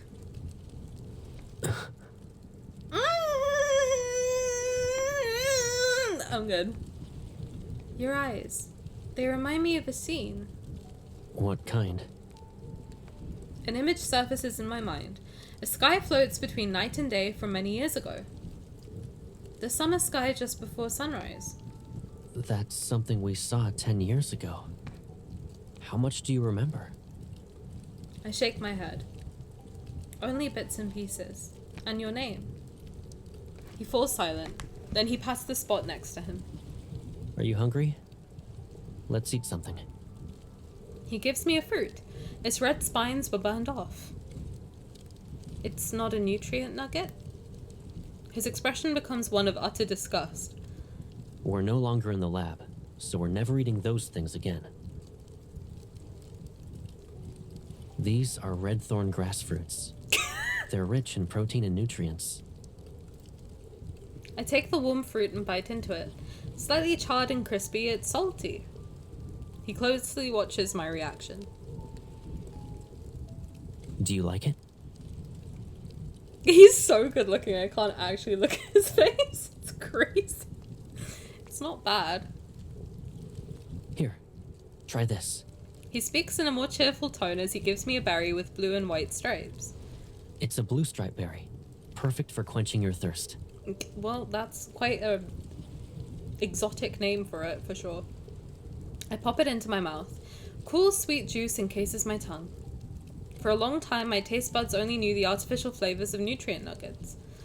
But thanks to this single berry, the world beyond the lab has revealed itself to me.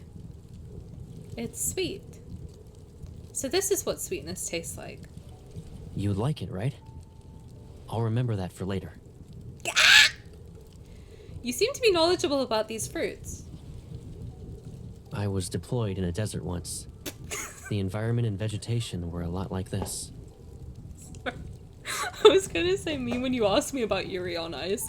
I'm sorry, that's not funny. Is it funny? I don't think it's funny, but it's kind of... I gotta stop saying the first thing that pops into my head. I'm so sorry, guys. It's fucking stupid. God, that's so stupid. I'm so sorry. A sense of familiarity washes over me. I reach into my pocket and pull out the silver fruit seed I've kept hidden. What about this? Do you recognize it? Surprise flashes across Caleb's face, and his eyes light up like they've caught the fire's glow. You kept it this whole time. Yuri on Ice? Yeah, she said you seem knowledgeable about these fruits, and I said me when you asked me about Yuri on Ice. I'm knowledgeable about those fruits. I'm sorry, that's not funny. Is it funny? Can I say that? I don't think I can. Am I allowed? Simi, I need you to tell me if I'm allowed to say that. Okay, funny. Okay, thank you. It is funny. Thank you. Oh, God. I've been sobbing for an hour after rewatching the AOT final. Don't do that to me! And I'm about to cry for another hour watching this myth. Lock in, gang! It's a seed from the silver glow fruit. The fruit itself looks like this. Before I know it, a fruit emitting a soft silvery white glow appears in his palm. Do you want to know what it tastes like? I nod and bite into the fruit. Sweet and sour flavors blend on my tongue. There's also a hint of bitterness.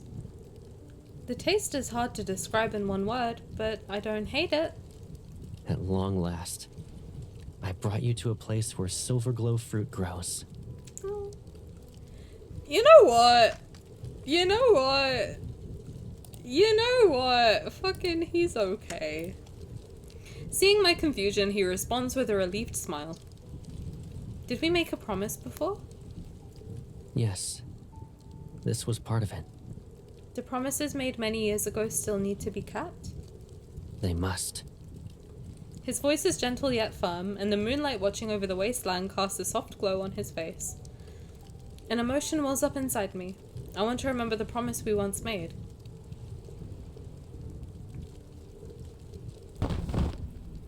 After we finish the fresh fruit, Caleb puts out the fire and moves the spare sleep pod from the aircraft to the cave. The inflatable sleep pod quickly takes shape and he starts to set up another one. I don't need it. This sleep pod will help your body and mind rest properly. It's too cramped. I don't like it. I sit down and lean back against the rock wall near the cave's entrance. Are you going to sleep like that all night? And not another cave with these two, good lord. Yes. If you don't like the sleep pod, use it as a mattress inside the cave at least. Then you can stretch out. The cave isn't any better.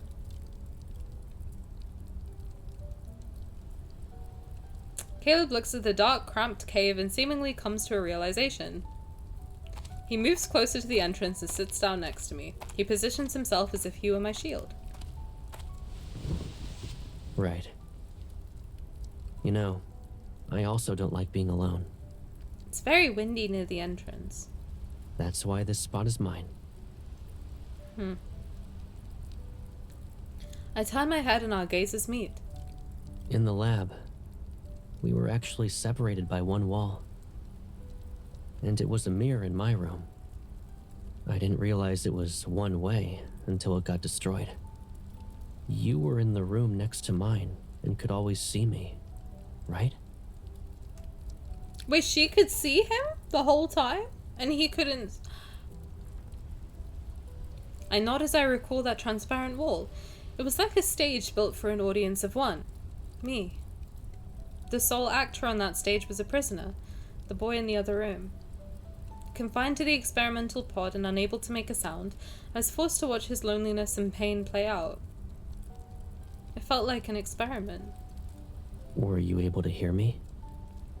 All kinds of plants can grow in the desert. There are blue stripe berries, red thorn grass, and the silver glow fruit you were curious about as a child. Would you like to go to an amusement park? I used the system to find the dreamiest one in all of Philos. This amusement park floats in the sky. Even the clouds are pink and purple. Oh! I'm gonna start crying. What the fuck? The wedding card and everything. Shut up! What the fuck, Infold, you bastards! I want to take you there. It's like a paradise. You'll like it. I calmly repeat his past monologues. He's slightly stunned. I heard everything you said in the lab. But only now do I realize you were talking to me. The wasteland's moonlight is reflected in his eyes, and his expression seems more animated. Then you must have heard what I said every night. Good night, my one and only.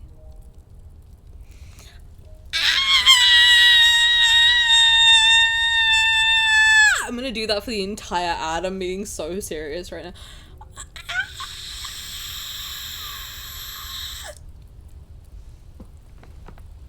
Good night, my one and only. Oh, that's nice. What the fuck?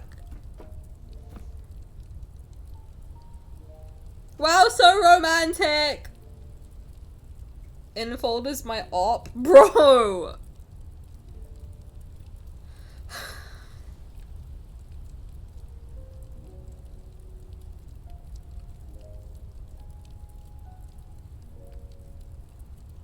We're only on chapter 3.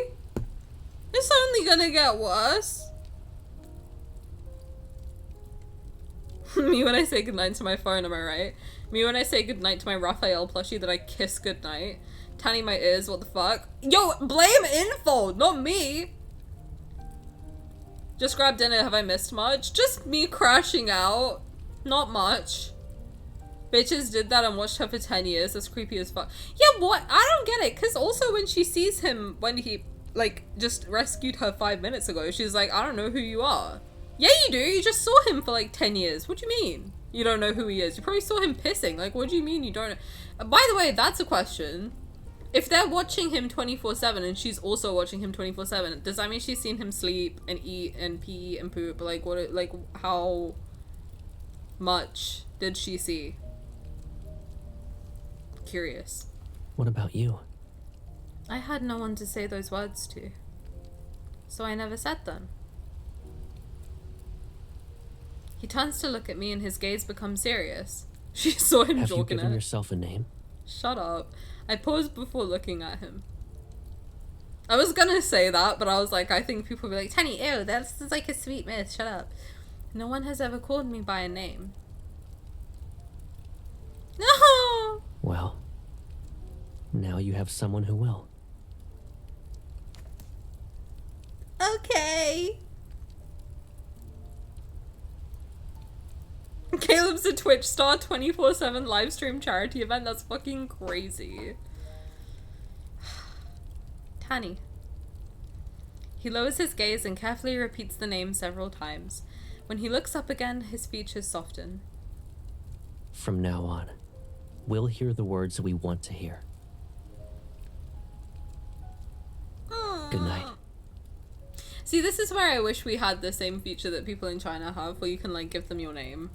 And they actually say it. Can you imagine? Hearing Caleb say Tani would make me... die. Good night, Caleb. What a sweet boy. I closed my eyes and listened to his steady breathing nearby. Also, Simi, you asked where he found the thingy. I think he must have found it in the plane that they stole. I closed my eyes and listened to his steady breathing nearby. I unconsciously rest my head against his shoulder. I slept well that night. No sudden awakenings, no dreams. And the music too is just... Caleb's music is really pretty as well. Simi is a Caleb girly 2026? Well, yes. Experiment ID A01X02HY04. Philos calendar year blah blah blah blah blah blah blah. Recorded by Othen 17802. Create a simulation of the planetary threats that could arise from the energy fusion between A01 and X02. Research and design preventative measures to stop the energy fusion between A01 and X02. Othen Research Bureau Report number 8806. Gigi, hi, welcome. How's it going? You're welcome in. Simi is a Caleb Gully 2026. I agree, get it trending. Thank you so much. Caleb doesn't remember most of the dreams he had in the laboratory except for one. It's a vivid dream that reoccurs frequently. Past an endless tunnel of space and time at the far ends of the universe, a blue planet orbits peacefully. The planet's inhabitants closely resemble the people of Philos, but everything there is full of life. It's in stark contrast to the declining Philos. The images in the dream are vivid. He seems to know how the people live there and how the scenery flows. More importantly, the planet's energy always feels familiar and nostalgic to Caleb. It carries the unique aura of rebirth. Perhaps it's not a dream, but a distant memory.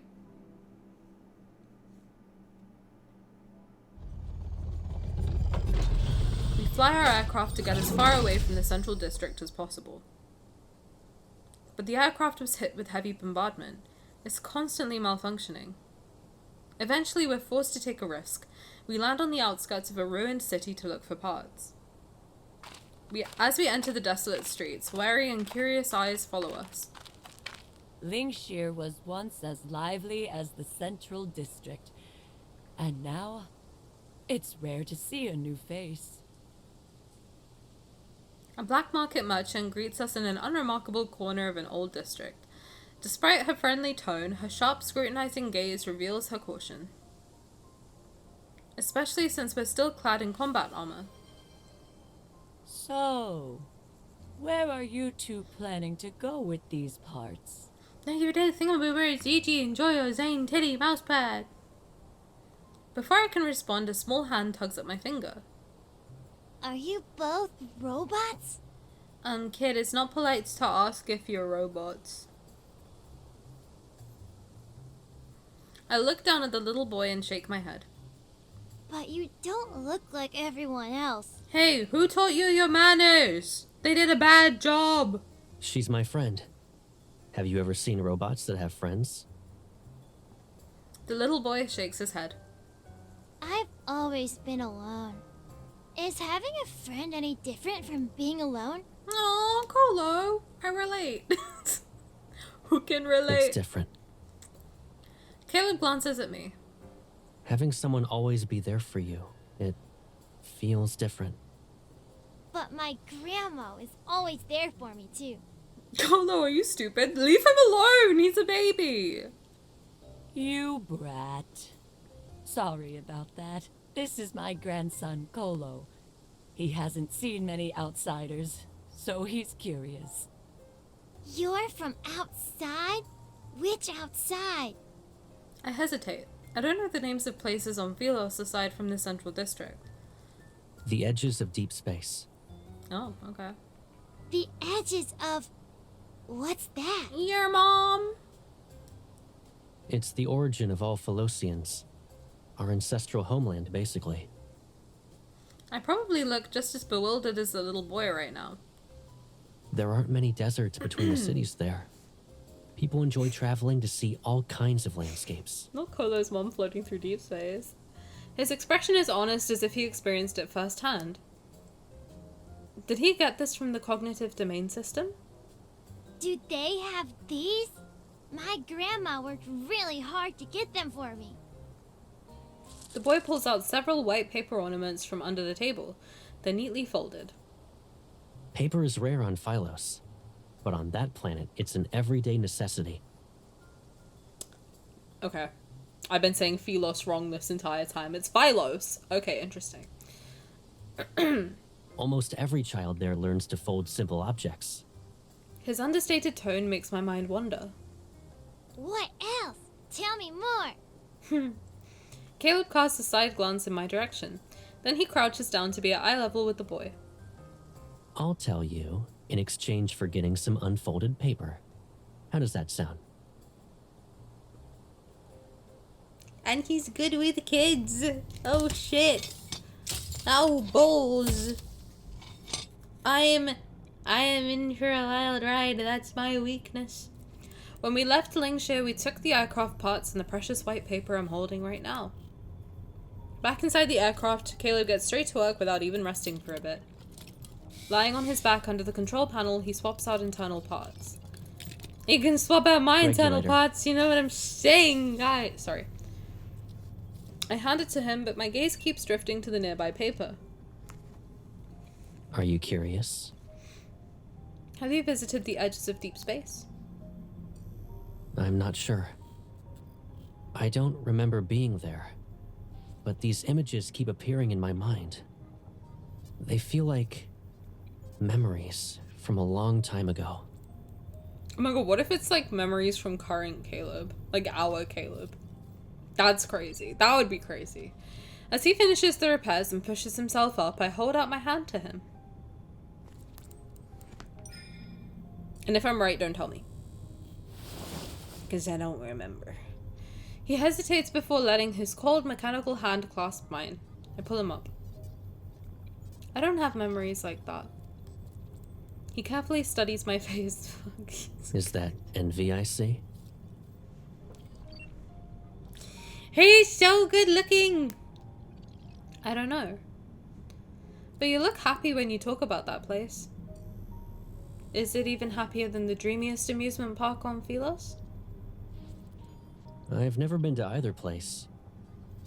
But that amusement park isn't far from here. God, why'd they make him so good looking? What the fuck?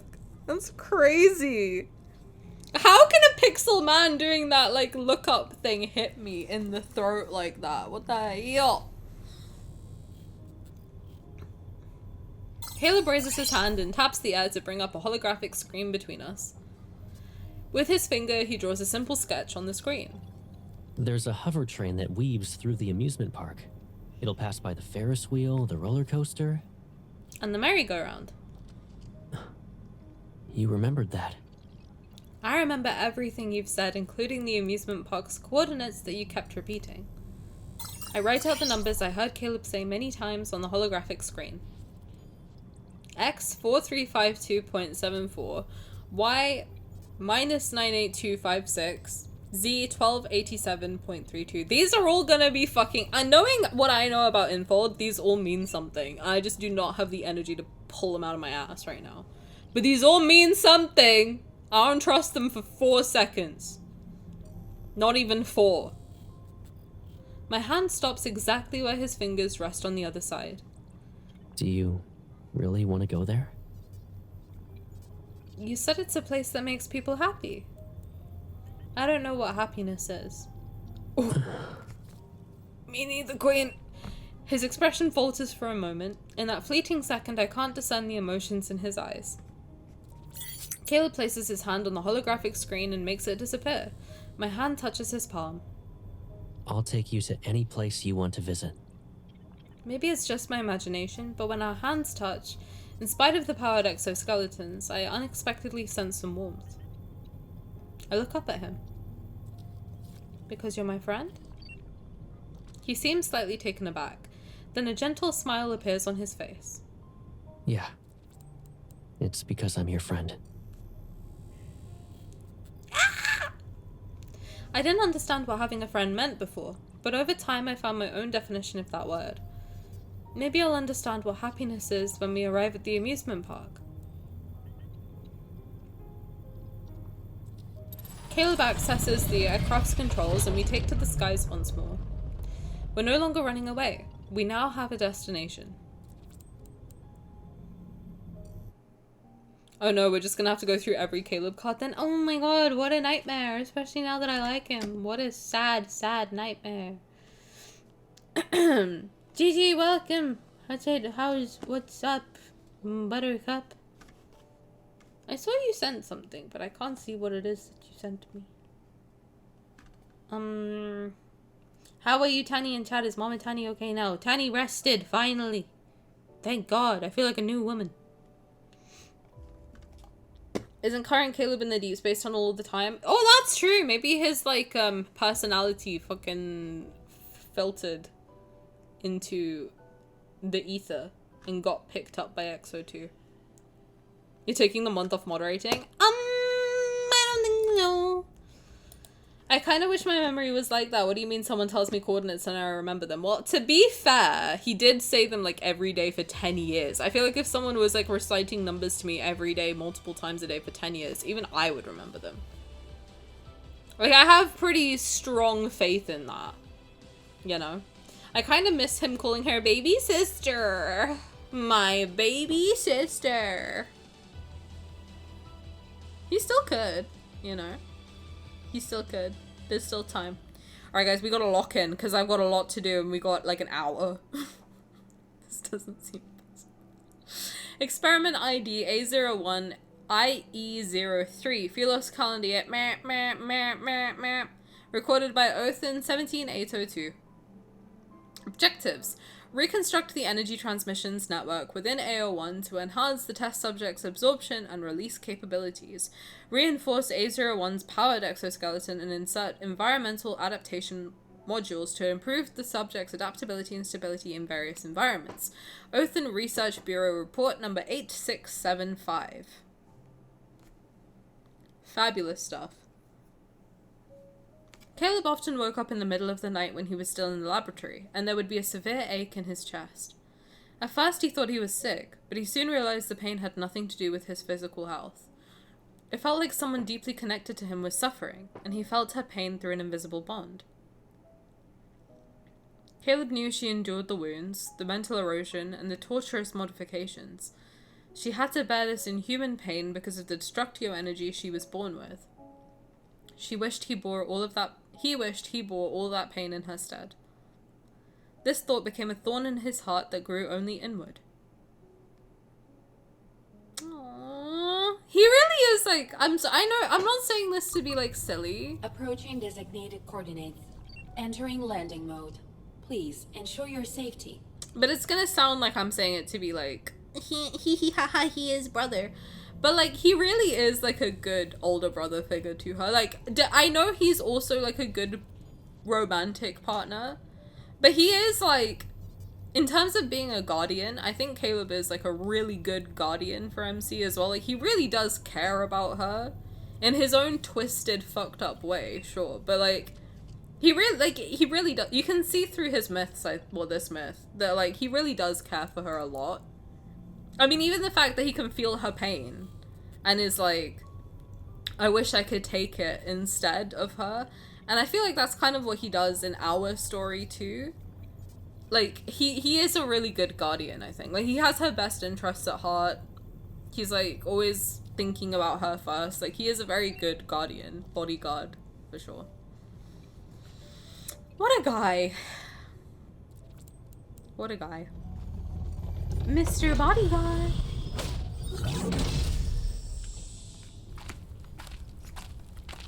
The aircraft has reached its destination, but the dreamy amusement park is nowhere to be seen. The remnants of a hover train lie scattered on the ground as if to prove this wasn't just our imagination. The amusement park did exist at one point, but now only its rotting remains stand before us. Lost in thought, I stare at the wreckage. This planet is big. There must be other amusement parks still present. That won't be necessary. I turn around and calmly look at Caleb.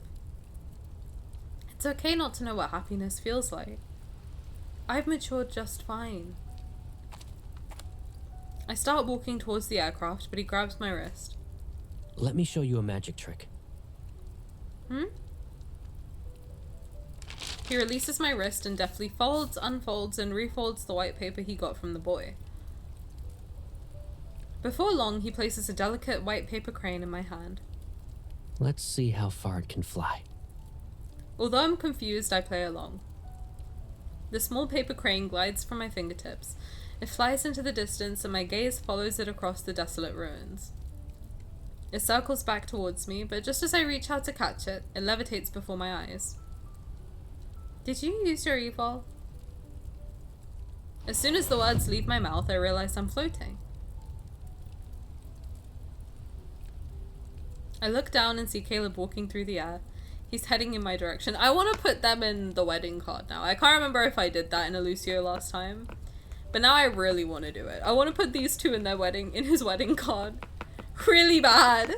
Like, really bad. They deserve it, damn it. They deserve it. Leave my children alone. The hover train is gone, but there's always another way to reach the sky. During the previous battle with our pursuer's aircraft, I hadn't paid attention to the sensation of floating. But now that I am suspended in the air, I feel like I lost my balance. He steadies me and the familiar pull of gravity returns. For my next trick, I'll turn this place into an amusement park just for us. They're the most innocent with their love for sure. They deserve that wedding, Lucio. They do, man. They deserve it. They really deserve it. The paper crane levitates and leads the way. Caleb holds my hand and guides me through the night sky. From above, the amusement park no longer looks like a bunch of ruins. The Ferris wheel, roller coaster, and merry-go-round, they stand like frozen relics of a bygone era. The wind and clouds are woven to form a vessel beneath us, and I turn to look at him. He's beside me. Caleb? What is it? This feeling I've never felt before. Is it happiness?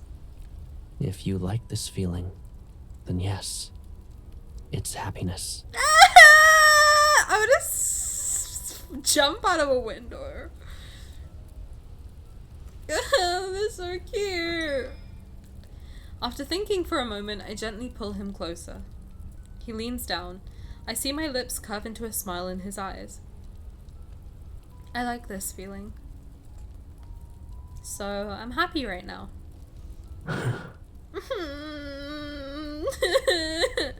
Caleb stares at me as if bewitched. It's like he's seeing something completely new. Did I say something wrong? Not at all. It's because...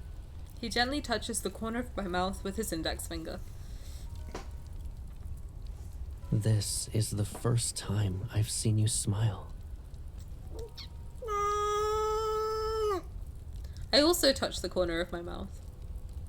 It curved upward. Because I'm happy? It's not just that. This also changed. His fingers moved from my cheek to the corner of my eye. Caleb, your eyes and mouth also changed. I touched the corners of his eyes and lips. Yes. Now we can see our happiness reflected in each other's faces. I'm gonna jump out of a window. But I still don't know what makes you happy.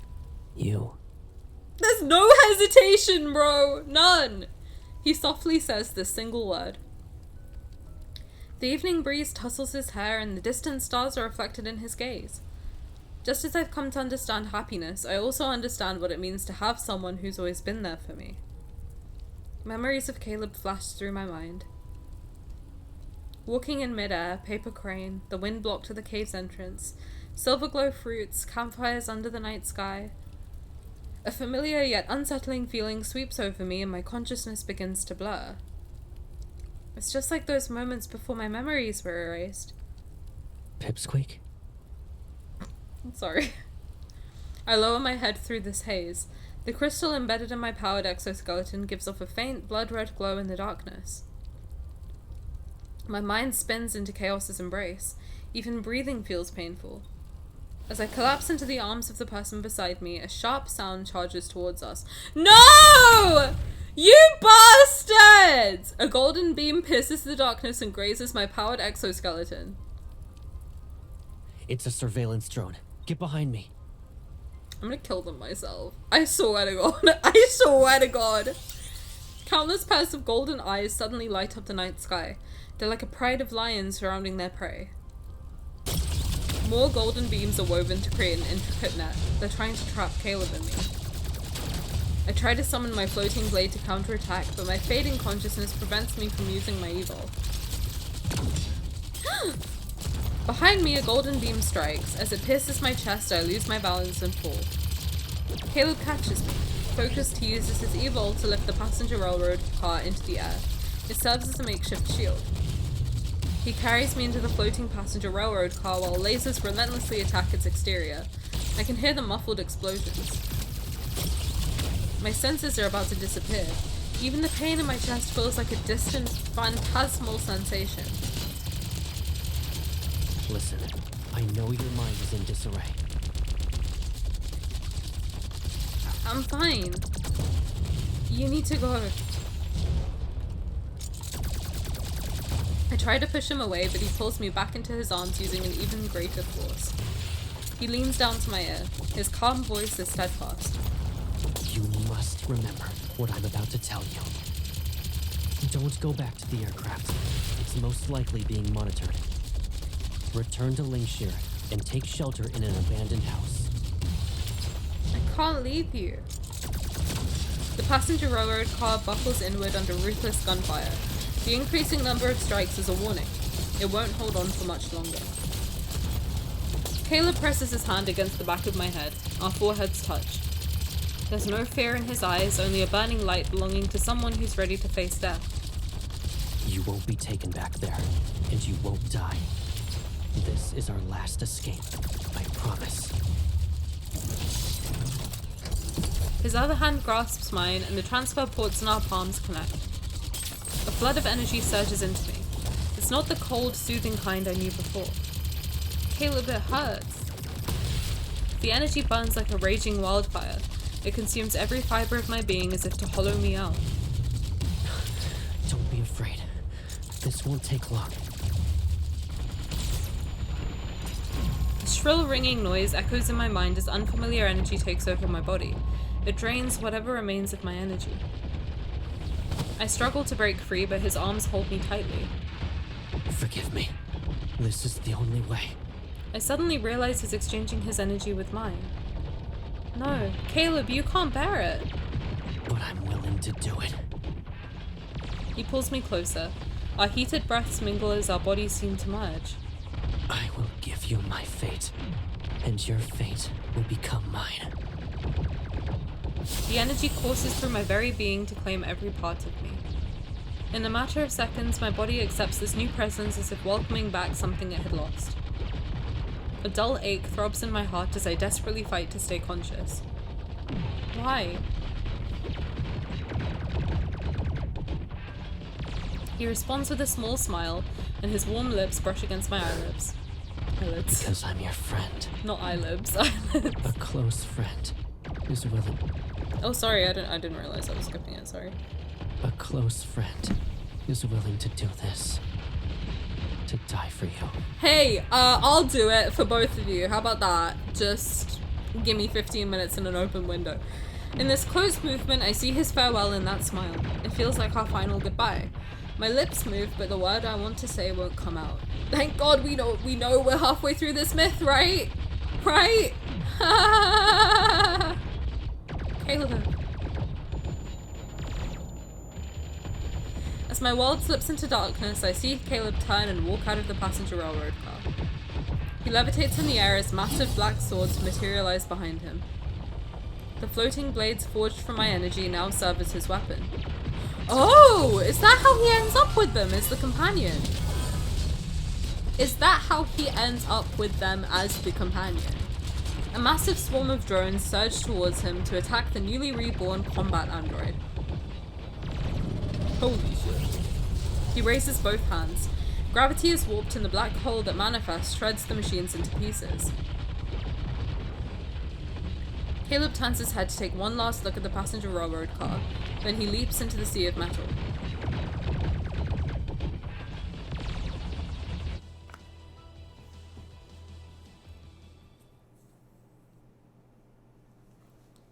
Caleb, why? Caleb, why? He needs to say pipsqueak again. Pipsqueak. Pipsqueak. Pipsqueak. He pip on my squeak.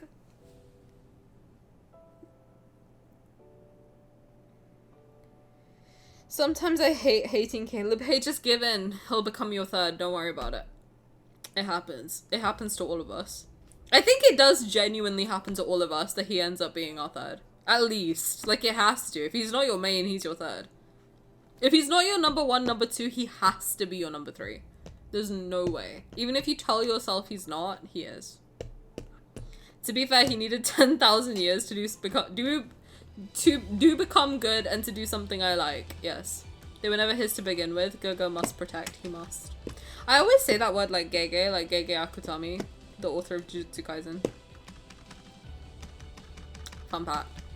He's now the ultimate weapon. But he should be the ultimate boyfriend and just come back home. We are halfway through. That means I've got like another hour and a half. Which would be... That's not that bad, actually. If we finish by 11, that's not that bad. It's not good, but it's not bad.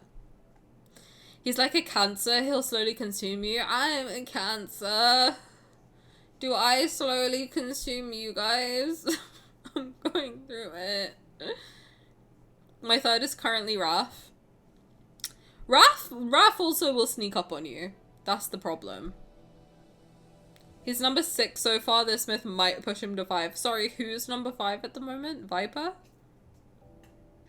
Oh, Gigi, I'm sorry for your loss. I'm sorry, man. I'm sending a lot of love to you and your family. That's a tough one. Sup, welcome back. I think we can finish this in another half an hour. I don't know. Number 5 is Gideon. Honestly, that's based. That is pretty based. I wake up in the wreckage of the hover train's passenger railroad car. Did Tani manage to lock in? I'm halfway through. I think I'm doing pretty good. 2 hours for me to be halfway through a myth is pretty good. All the surveillance drones have vanished into the night sky. They took Caleb with them. And I'm not ignoring you guys either. Hey, send me a train for you. I can't do this today. Like, today of all days, I cannot do this. All the surveillance drones have vanished into the night sky. They took Caleb with them. The sky floats between night and day as another summer sunrise looms. The amusement park has returned to being ruins. I'm alone once more. The space around me feels like a laboratory, boundless yet still a prison. Caleb's energy is warm and calm like lake water under the summer sun. It carries the essence of life and hope itself.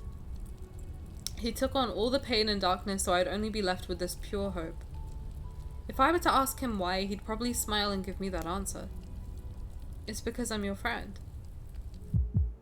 My heart feels the pull of a familiar force. I know Caleb's alive, he's just outside my reach.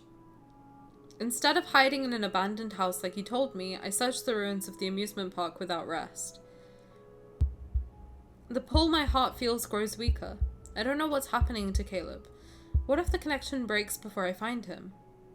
I force myself to move faster. I need to cover more ground. Caleb, wherever you are, please hear me, sense me, wait for me. I will find you. I'll wake you up and make you hear me say your name again. How dare you separate my children! You bastards! You bitches! I lost count of how many days and nights I've traveled. I don't know how far I've gone. The ruins of a city rise in the distance. It looks like the outskirts of Lincolnshire. Light fades from the weathered buildings as another night approaches. A feeling swells in my heart. Caleb is nearby. Climbing over the rubble of a building, I see the setting sun casting light on the lonely wreckage of an aircraft. My heart races as an invisible force pulls me.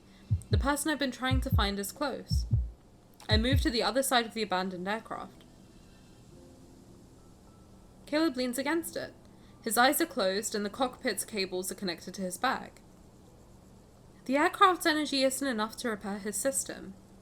The scene mirrors the moment he found me in the laboratory. It's as if our fates had been switched.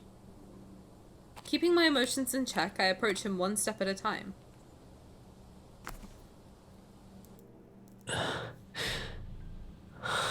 Who's this handsome boy?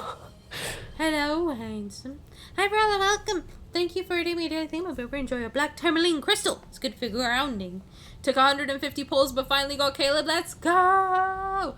Let's freaking go! I come back with my lunch and you're planning to stay till 11. I'm not planning on it, but I think I'm going to. I think. It's not going to take less than 45 minutes. But I'm locking in. Look at this handsome boy. Let's wake him up with a kiss. Like Cinderella. His breathing's steady. Let's see if he reacts. To what? Oh. Caleb. Wakey wakey. Eggs and bakey. I think I can press it.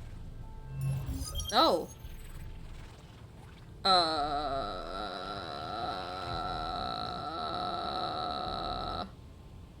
I'm gonna do big to little. Nope, little to big. Yes, I'm doing it this way. Good morning! Good morning, beautiful. Caleb, are you okay? I always wanted to be in the same world as you. We are. Okay! Instead of just watching you and imagining you. I want to feel your warmth, your heartbeat, everything. I want you to stay with me forever. Okay. We can make that happen, I think. I think we can do that. God,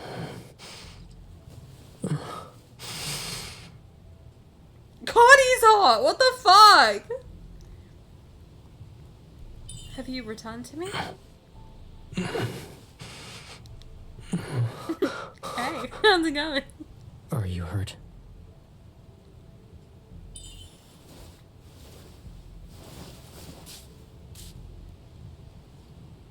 Okay, he got morning wood or something. Dude, he probably just had a dream of her in the fucking room again where he couldn't see her or he just had to imagine her. Alright, it's not sexual. Get your minds out the gutters. These two are like kids. Stop it. They're just their first love cutie pies. Leave them alone.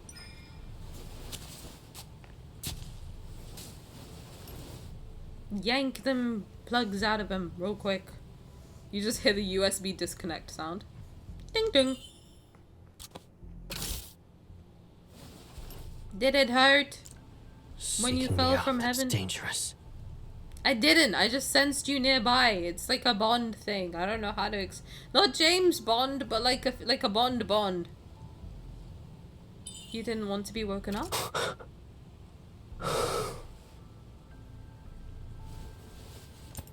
If it's you, no matter what, please wake me up. He's such a puppy. Shut up. Don't look at me like that. Don't look at me like that, sir. Please. God. You're saying this, but in less than 15 minutes, you'll say I'm gonna blow him? I don't think so. X-02. Okay, listen. X-02 has, like, Caleb in his X-02 outfit as a companion in battle. Will I say that? Absolutely, because he's got a massive badonkadonk. Okay, here's my thing, right? In the myths, they're different. In the cafe wearing the outfits, they're just my guy who is in this current reality that we are living in real time outside of the myth in cosplay. That's how I see it. Like, when I see Raphael in that fuck-ass tail in the cafe, I'm like, my god, he's got his cosplay fit on. I don't think of like, oh my god, Lemurian sea god is in my cafe. I don't think like that. I don't. I think of them in costume, in cosplay, ready to go to a convention. Because we're all dorks. I love conventions, so I'm saying that with love. But when I say in the cafe, having seen Caleb's massive ass, I'm gonna spank it. Yes, I mean that shit with my whole chest. When I say he's got a fat cock, I mean it with my whole chest. Because I'm talking indulgent scheme. Caleb is wearing his big ass outfit and I'm into it, okay? But in this myth, he's a little cutie pie and I'm not touching that with a 10-foot pole. Thank you for your consideration. Metal Gear Solid looking man. I've never played that, but I hear it's very fun. Puppy Leb. Well, he got Metal Gear that's solid, alright. Sure. Sure. I support Caleb as we quietly head back to Lingshire in case the drones are still patrolling the city's outskirts. His system has sustained heavy damage. We need to quickly find a safe place for repairs. The black market merchant who sold us aircraft parts kindly lets us use her old house for now. Ashley Girl 13, hello, welcome. Thank you for the follow. I appreciate it. Welcome in. I hope you're having a good day. We get to use an old lady's house. Although it's worn from age, the room is tidy. A vintage floor-to-ceiling window takes up an entire wall, so this space is flooded with light. Caleb, utterly exhausted, collapses onto the bed. Go to sleep, little buttercup. I gently touch his eyelids and feel a trace of warmth beneath my fingertips. Suddenly his eyelashes flutter. Don't worry. I'm fully conscious. Good. He takes my hand and turns it over. The various cuts and scrapes I collected from those days of looking for him in the ruins are revealed. His grip loosens as if he's afraid to cause even the slightest discomfort. Were you uncomfortable these past few days? Uncomfortable. Without saying a word, I press my palm against his. He understands and tries to pull away. My system is fine. I pin his hand down on the mattress. I sit on the edge of the bed and look down at him. Your hands. My pain receptors have been modified. But you're not like me. I force his palm to align perfectly with mine and my powered exoskeleton shifts as our transfer ports get connected. Even though she's used to it, I still can't believe your mom is hearing everything you say on stream. Okay, to be fair, I don't know if you guys think my mom sits there and like watches every single second of my stream like back to front, front to back. Like, she really doesn't care. She's like, oh, you're doing that fun streaming thing? Okay, cool. She'll pop in for like 5 minutes. But if she hears me say I'm gonna blow him like through the wall or whatever, she's like, I don't, okay. Alright. And then she puts her headphones in and she watches her little Bollywood shows, okay? I don't know. She watches her Instagram reels. I don't know, like, she is not interested in what I'm doing. She's supportive, but she does not give a shit. She, like, watches sometimes, but, like, don't worry. She's not, like, front to back, back to front, watching everything. It's fine, it's all goofs and gaffs. Also, like, I am this person constantly. This is just me. This is surreal. This is me. I'm exactly where I'm supposed to be now. Mom, I'm just gonna blow him up. We're fighting. No, I mean, like, I will say fat cock. And she's like, please don't say that at the dinner table. That's really uncomfortable for everybody involved. Please stop. You know. My family, like, they will, like, see it in passing because they follow me on, like, social media or whatever. And they'll be like, I don't know, that's fucking weird. And just scroll past it. They're pretty chill like that. They're not the type to, like, whip it out at the dinner table and be like, oh my god, Zay, so you say that Caleb has a fat cock? I think if any of them heard that, they'd just like, ugh, and then scroll past. Because hearing your, like, sibling or cousin or niece or nephew or daughter say the words fat cock is probably very uncomfortable. Unless you're me, I would laugh at it. But any other weakling would probably be like, oh my god, I can't believe she just said that. What the fuck? It's so fucked up. But what can I do if he's got a fat cock? Like, what do you want me to do? Hi, Tani's mom, if she sees this, I will pass on your kind words. Mrs. Tani mom is used to it. She has birthed me and raised me for 26 years. She's heard worse. Thank you. My mom's walked in on Zayne and his beach fit and then likes to ask, are you gonna marry all of them? I showed my mom all of them and she liked Zayne only.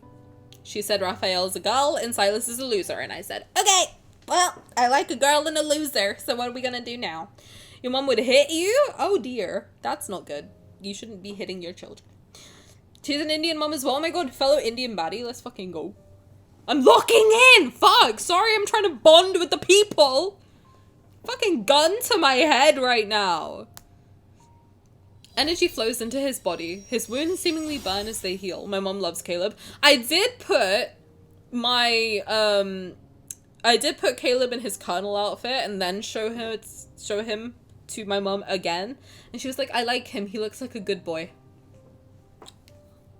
And I was like, he is a very good boy. Let go of... I use more of my strength to stop him from moving. His face slightly pales from the pain. This is how you repaired me before. I'm just returning the favor. Don't waste your energy on me. It's not a waste, you bastard! The energy transfer suddenly stops. I stare at my palm, shocked beyond disbelief. Caleb's system isn't fully repaired, but my energy is already drained. Unease creeps into my mind. Our energy levels are mismatched? You knew? He turns his head away to avoid my gaze. I'll recover. I just need more time. I grab his shoulders and make him face me. Our gazes meet. You lied to me. Yes, I did. Oh, fuck! Caleb, you were doing so well! What the fuck? What the fuck, Caleb? How are you going to punish me? I'll accept whatever it is you plan to do. Got any whips and chains in here, or... My fingers trail from his shoulders to his collarbone and move towards the center of his neck.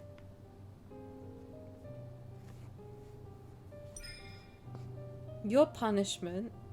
Promise me that you'll never leave me again. Ever.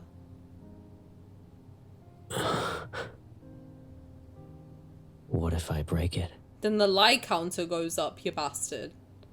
My fingers stop just above the crystal on his throat. All it would take is one push to transform him into something else.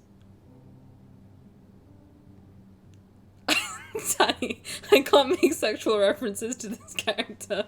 Also, Tani, got any whips? I'm just a girl, okay? I know your weakness.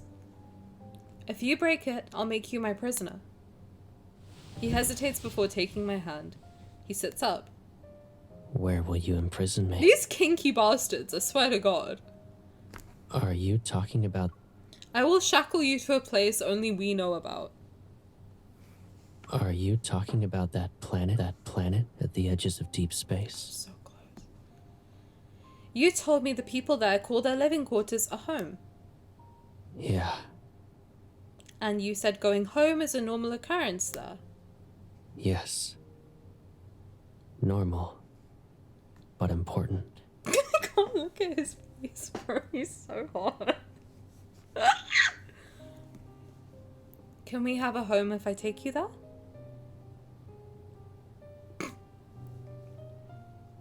Why do you want to go to that place with me? Because you're my friend.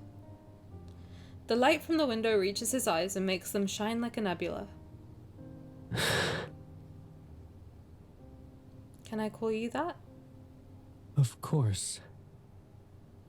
Oh, the baby! Dive in the titties. I move closer and wrap my arms around him. His presence surrounds me. For a moment, the cold metal of his powered exoskeleton feels seemingly warm. Caleb.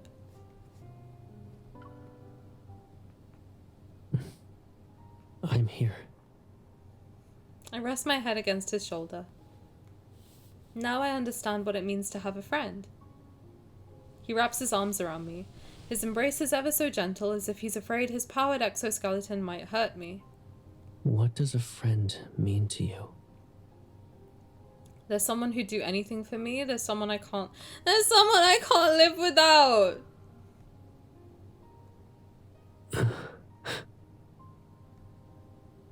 He slightly leans back and leaves just enough space between us. Hesitation flickers in his eyes. Is that not true? You'll be older one day. And you won't be my friend anymore when that happens? When you leave the lab, you can live your own life. I caress his cheek. Then let me be the only one in your life. You just said the magic words for Caleb, I swear to God. He pauses before turning his head. His warm lips brush my fingertips, and his voice is as soft as a whisper.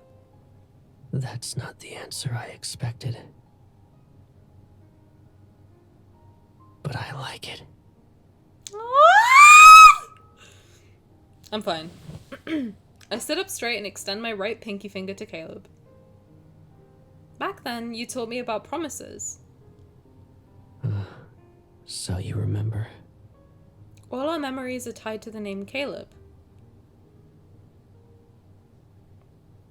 His eyes sparkle as he extends his pinky finger.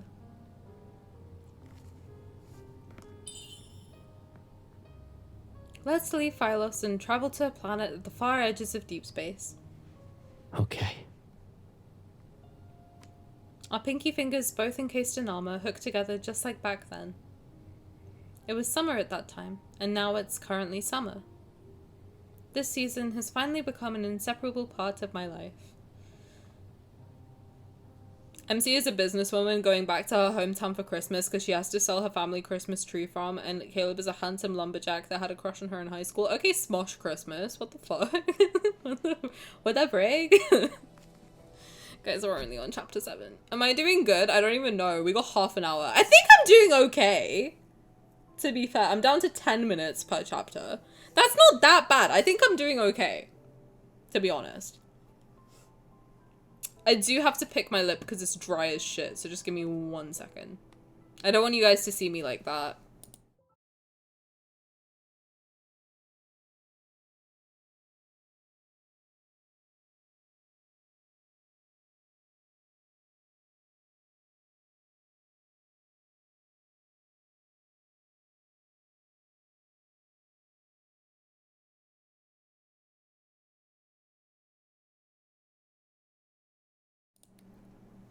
Okay. Sorry, my lip was really dry and it was like touching my top lip and making me feel like disgusting.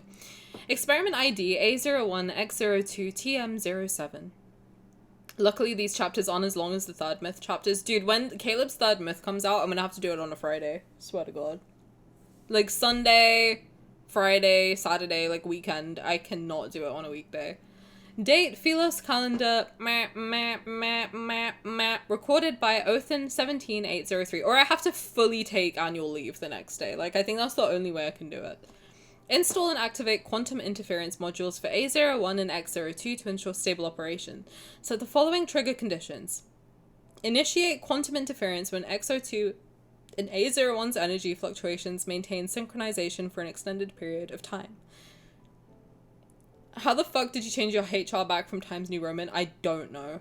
I just moved off the scene and back onto the scene. But we're back, baby, to fucking Comic Sans. Let's go. Othen Research Bureau Report number 8806. I think I read that all. For those on the run, a destination is like a beacon, a spiritual anchor guiding every step of the way. To reach our homeland at the edges of deep space, we still have much to prepare. Linkshire was once a bustling hub of aerospace innovation. Now it's nothing but ruins with abandoned equipment. We found a small spacecraft in an old warehouse on the outskirts. If it's modified and given enough fuel, it can fly again. We exchanged the aircraft we used to get here for the parts we needed with the black market merchant Helen. Caleb and I ventured into the city's desolate outskirts to hunt wanderers for their protocols. Those will serve as a source of energy for our spacecraft. As the days passed, our dream of departure felt closer than ever before. Oh! Again? Okay. After working very hard, we finally filled our pouch with protocols. It's currently midnight. But instead of heading back with our loot, Caleb and I are captivated by the scenery before us. Good night, Simmy! Everyone be good, and if Tani cries, please clip it for me. Okay. I will try not to. I'm gonna hold in my tears, god damn it. A nameless lake sits on the far reaches of Linkshire's outskirts. But good night, have a good sleep, and I hope you dream of me. Bye-bye. The humid night air clings to our skin, and the calm lake mirrors the brilliant moonlight in the sky. I saw this before in the lab's system logs. Philosians missed the moonlight of their homeland, so they built an artificial satellite to mimic it. We sit by the lake. I touch the water and the cool ripples curl around my fingers. They soothe the heat coming off from me. When we finally see the moonlight in our homeland, we'll remember this night. It's so far away. Yes. Anything could happen. We might not even make it. I place my hand deeper into the water and watch the ripples spread out. It doesn't matter so long as we're together. Caleb looks at me, then he tilts his head towards the sky. No matter what happens, we'll always have the memory of tonight to hold close to our hearts. He raises his hand and a tiny spinning black hole forms. The small ripples on the lake surface gradually turn into waves. The water hovers above the lake. It forms a massive transparent sphere that sparkles with reflective moonlight. On that planet, they have something called a crystal ball. They're often given as gifts. Are they also made out of water? No. The ones there are smaller. Sometimes they have tiny items inside them to create scenes. He stands and holds out his hand to me. This one only belongs to us. Oh, you made me a little crystal ball. Luna, hello, welcome! Welcome in, how's it going? Having floated before, I've gotten used to the feeling of my feet leaving the ground. Caleb pulls me effortlessly into the sphere. The transparent water around us shimmers with iridescence under the silver moonlight. Hold on tight. Spider monkey. He guides my hand to rest behind his waist and wraps one arm around my shoulders. Our crystalline bubble begins to float even higher. Caleb, is this another one of your magic tricks? A magician relies on illusions. But I want to make all your wishes come true. Prismatic lights dance around us. Refracting and reflecting endlessly, they make me feel like I'm inside a giant crystal ball. Yet his eyes shine as pure and bright as tonight's moonlight. All my wishes will come true? Yes. All of them. I hold him even tighter. The wish I have right now has already been fulfilled.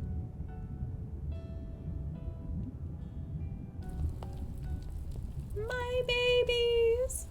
The night is still and all I can hear are our footsteps in the empty city. Why are you staring at the ground? Are you exhausted? Listen, our footsteps. They sound like they're going home. You already think of it as your home, huh? I watch our footsteps fall in and out of sync. I mean, us walking together is what feels like home. He slows his pace until we're walking side by side. I'll remember the rhythm then. So from now on, we'll walk home like this, together. Sorry, I'm tired today. Apologies. I feel like he's playing another magic trick on me with his serious tone and how he says the word home. My heart's racing as if I'm engrossed in an enchanting performance. Now you're the one who's slowing down.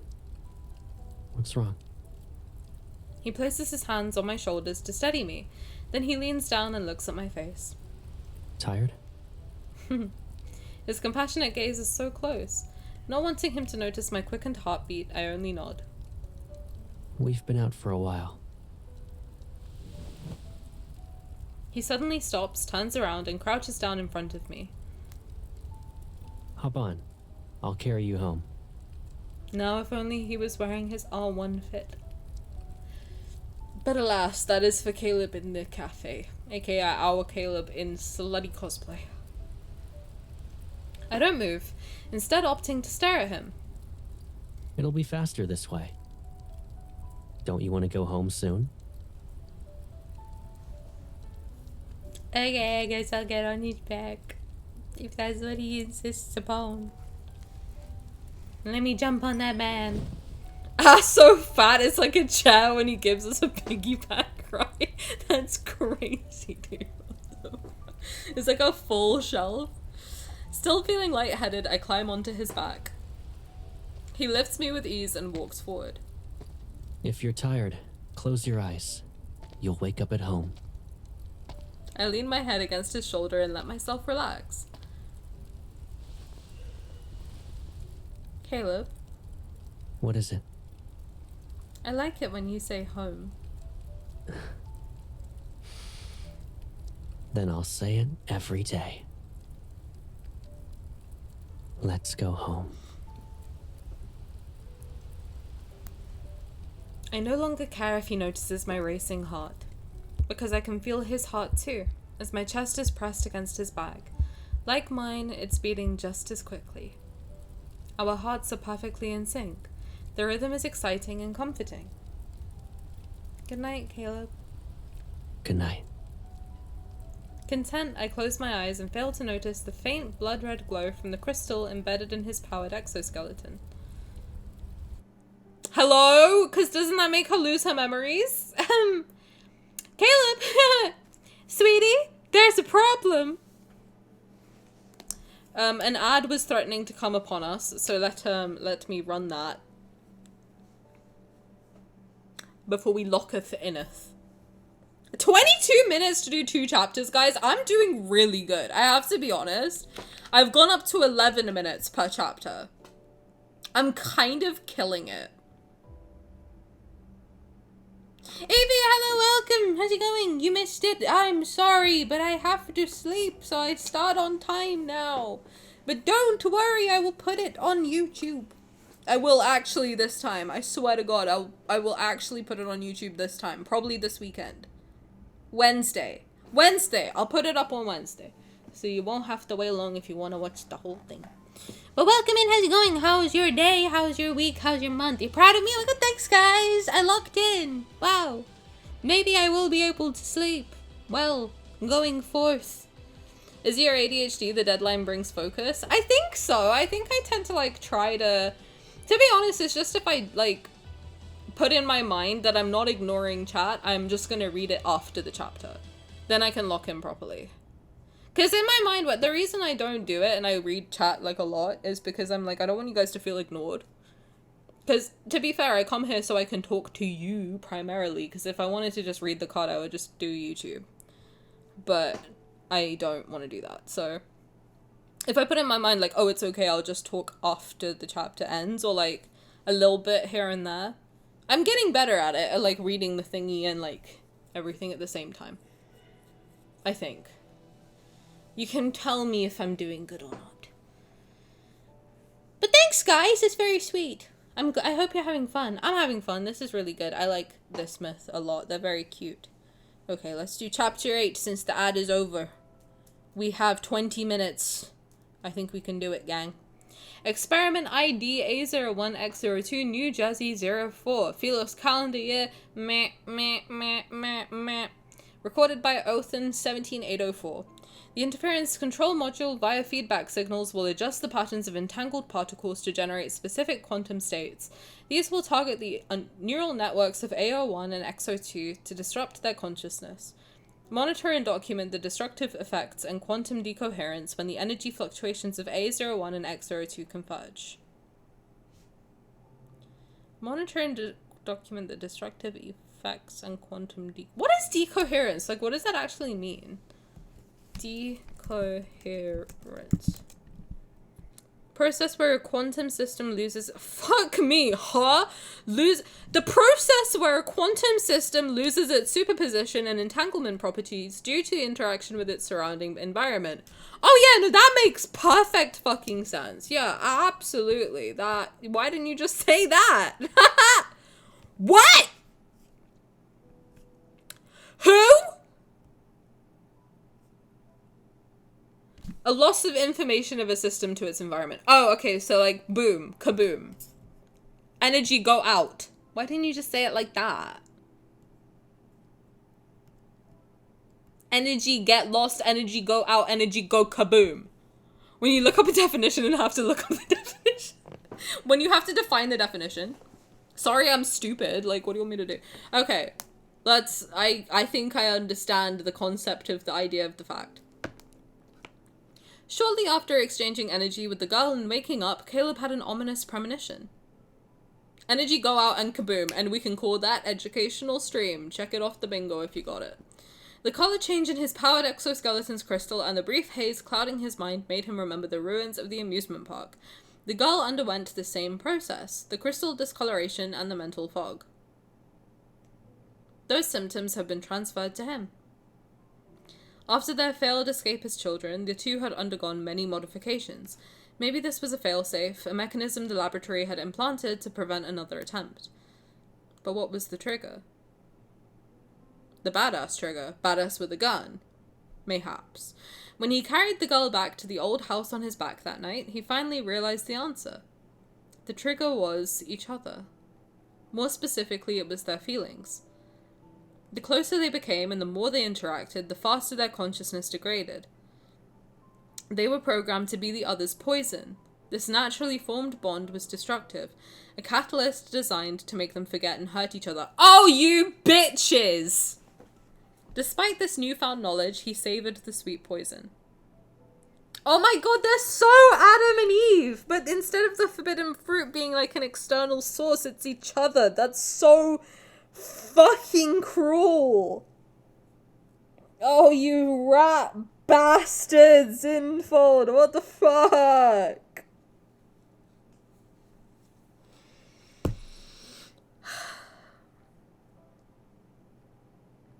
I hate it here. This game is just a nightmare.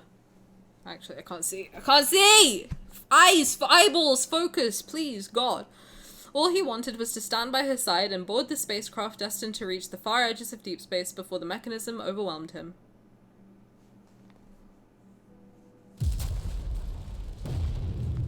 The war between the government and the rebels had reached a precarious stalemate. The central district has been reduced to rubble. The flames of conflict spread to every part of the planet. Linkshire was no exception. Outside the window, an ominous red glow lit up the night and was accompanied by faint, distant explosions. It's me. Occupado! Helen rushes in with her grandson, Kolo. Both are disheveled from their journey, and her usual calm demeanor can't mask her fear. The rebels are already at the city outskirts. It's sooner than I expected. Hello, immovable object. Welcome. How's you going? Hope you're having a good day. We'll be boarding a large evacuation ship. You two should come with us. It's safer if we stick together. If they find us, everyone on board will die. Caleb and I exchange a glance. We know that we're thinking the same thing. Thank you, but our fuel is ready. We'll be leaving soon. But your ship is a private spacecraft. It has never traveled that far. What if... Do you really have to go? Where are you going? Caleb pats the boy's head. We're going to a place where the seasons change. We'll see life grow, a summer sunrise, and real moonlight. Does this world have such a place? Caleb shows a slight smile as he glances at the boy. He turns to look at me. If this world doesn't have it, then we'll find one that does. Helen sighs and hands a metal box to Caleb. Take this. It's the best warp drive I could get. And this is the communication key for our ship. Just in case. So long as you're within range, we can send a rescue shuttle. After Helen nods, Kolos places a small communicator in my hand. Thank you. You need to go to that world you're looking for. Take care, children.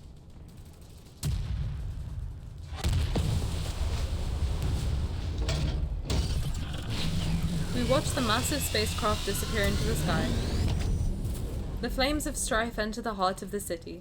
Scared and dilapidated, Lingsha marches towards his funeral. Outside the floor-to-ceiling window, buildings stand against the blinding flames. Thick smoke fills the air, yet the city remains strangely silent. We have to leave immediately. Caleb goes to the warehouse to replace the spacecraft's engine. I stay behind to gather emergency supplies. We'll meet up after I'm done.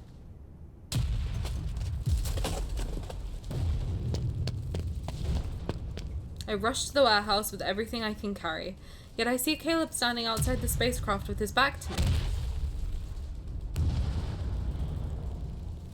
I have nutrient nuggets, supplement concentrates, and... X-02. Command confirmed. The crystal embedded in him emits a faint blood-red glow. I realized this happened to me when we were in the ruins of the amusement park. Caleb? I take a step and grab his arm, but when he turns around, his face is expressionless. It'd befit something that could be called the ultimate perfect weapon. Carrying out orders. What orders? No. I'm not X-02. I'm Caleb. His unfocused eyes slowly regain clarity. The red glow from his powered exoskeleton fades. His body sways and I quickly steady him. Are your memories being erased? Is it because we exchanged energy? Let's get out of here first. Once we're safe, I'll explain everything to you. Okay. Is he okay? Outside the spacecraft's viewport, Lingsha, consumed by warfare, shrinks into a speck of light in the distance. Let me see if I missed some things. Hi Squid, welcome! Welcome. How's it going? I think the Schrödinger cat is the most popular example where this can be brought closer as a concept. The cat's both alive and dead until you open the box and force one outcome, single state adoption. The process of losing superposition state is decoherence.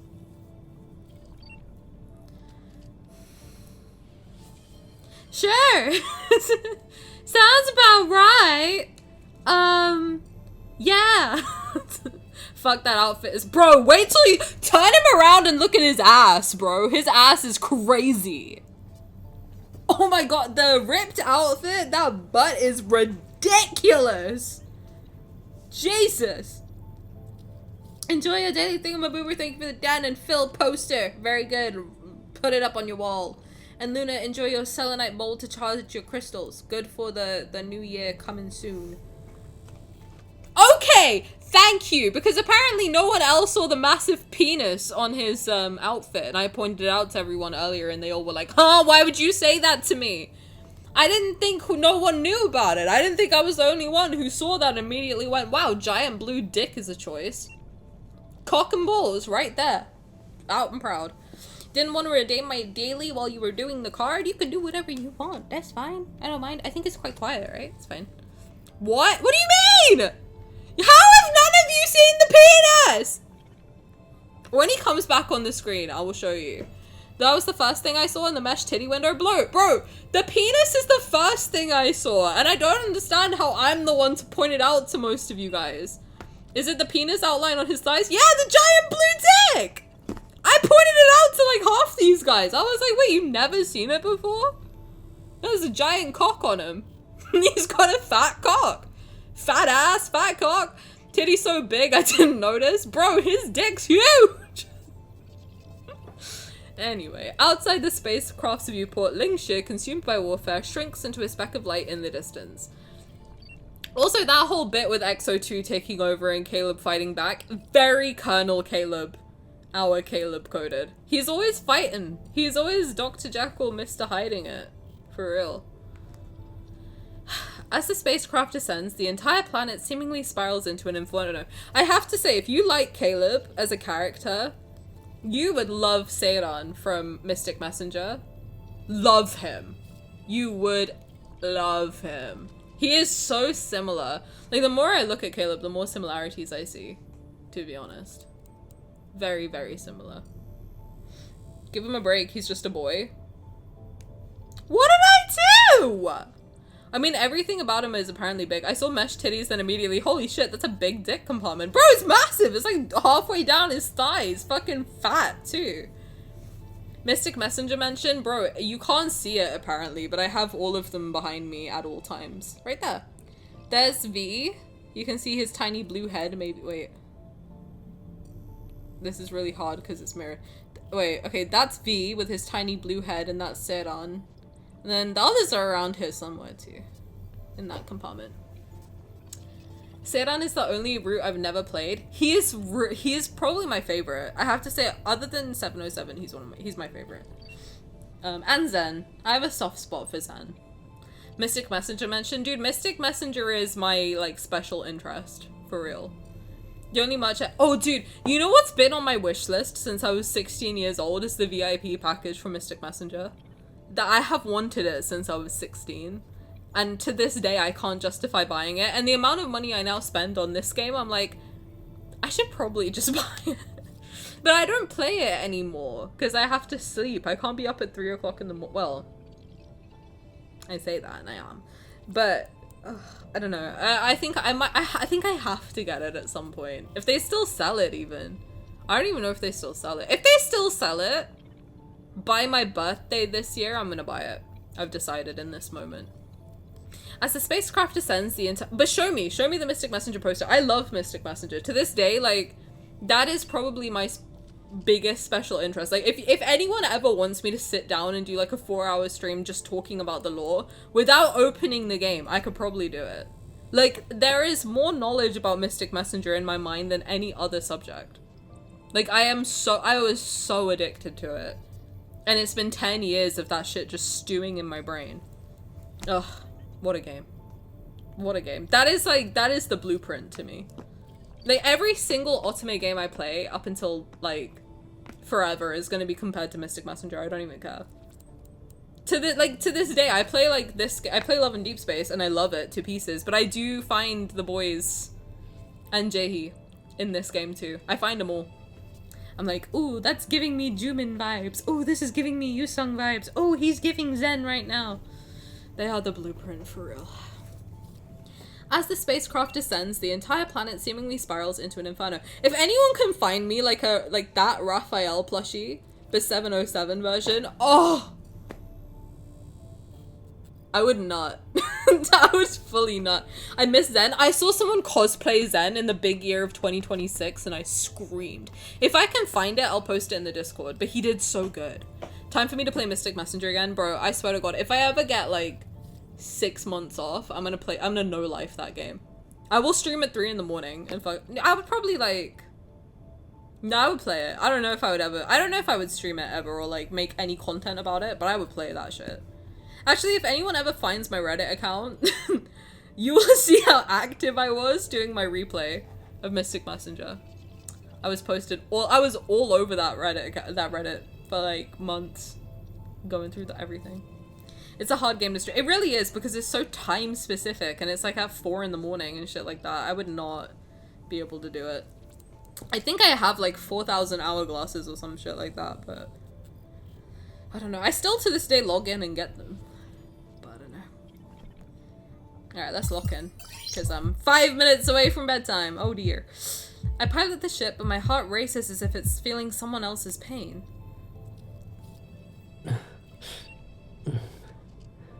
We have interference modules inside of us.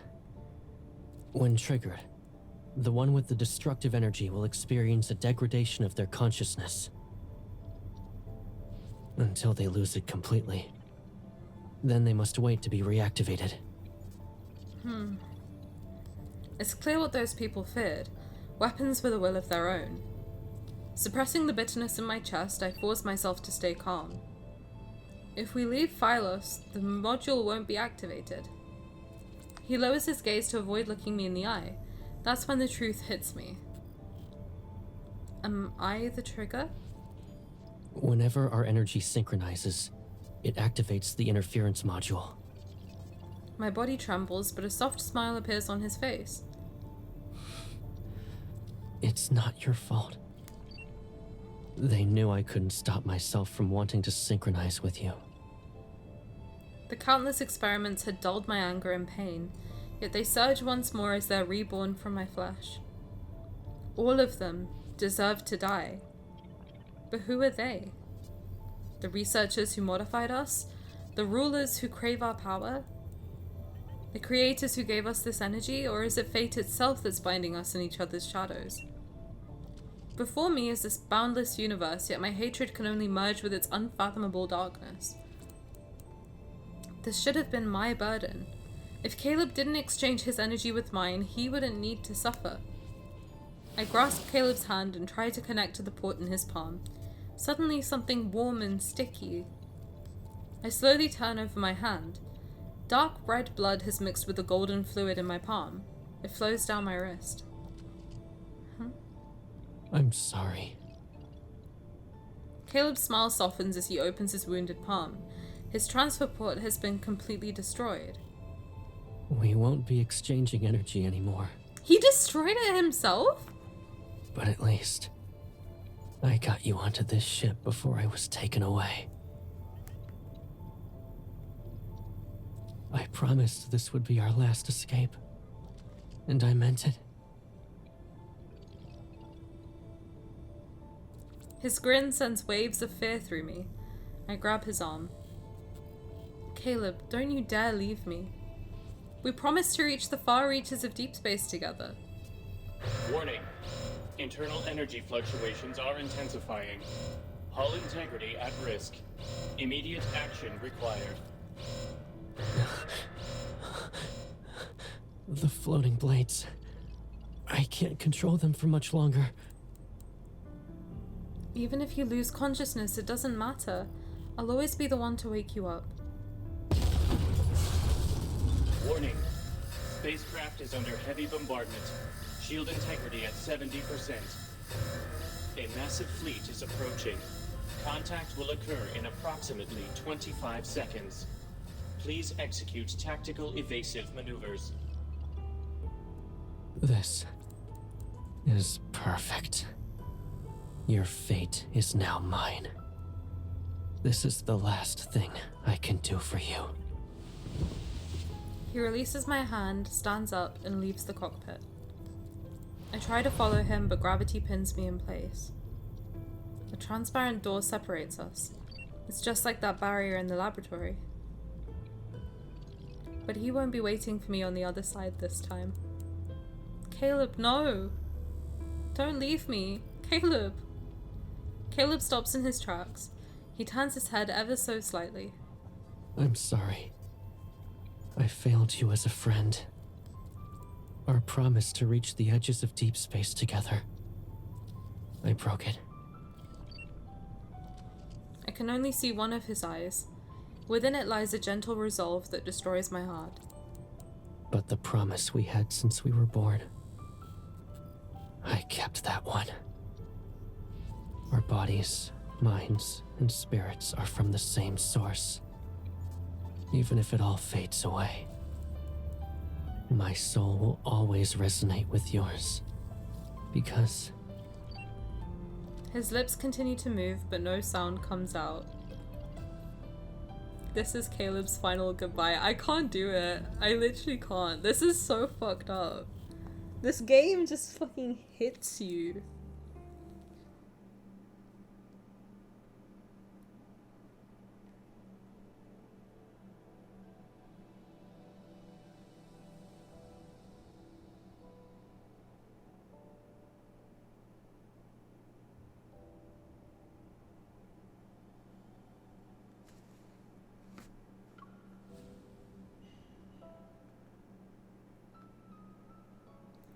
Caleb has a secret he never told anyone about. Oh, good!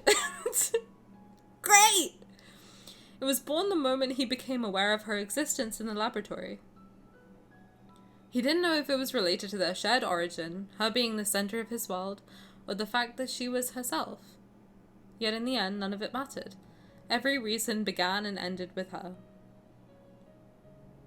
This secret was a seed buried in his heart, and over the years it grew into winding vines that formed an invisible net. It bound him and made him want to bind her just as tightly.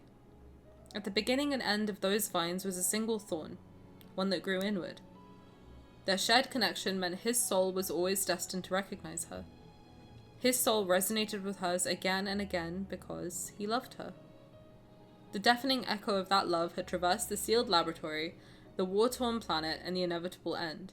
Now it would finally fade into silence.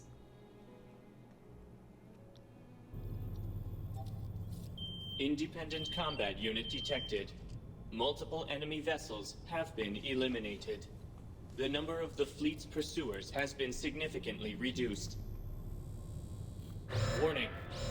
Combat unit's vital signs are fluctuating. Severe wounds are likely.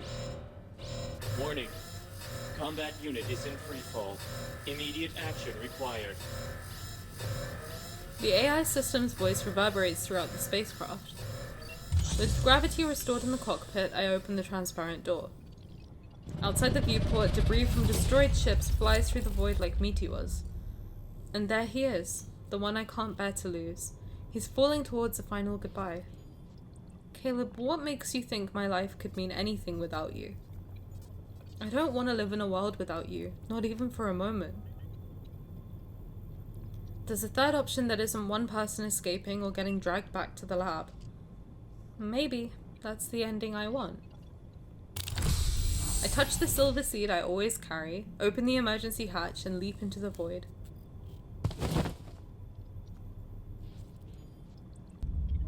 Controlling my powered exoskeleton, I drift through space. In the distance, ships explode in silence. Their remains streak across this emptiness. The receiver built into my ears picks up a sound. The piercing screech almost makes me think it's an auditory hallucination. Isn't this Caleb's receiver? My intuition makes me look down. That figure in black is quickly falling.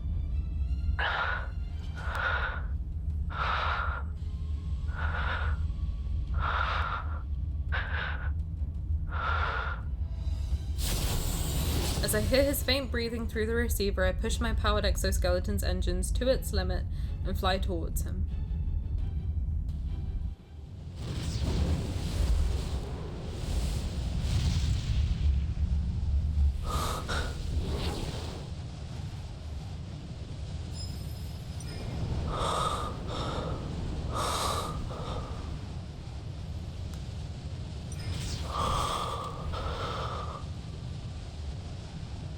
Caleb. You. How?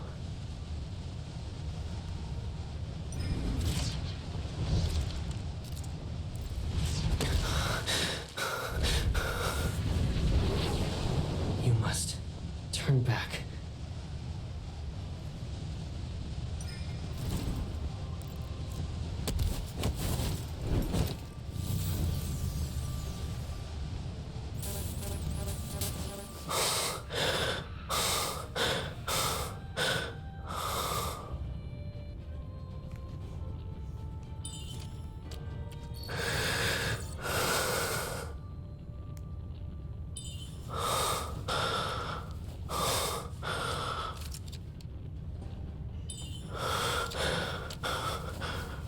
His own power is consuming him.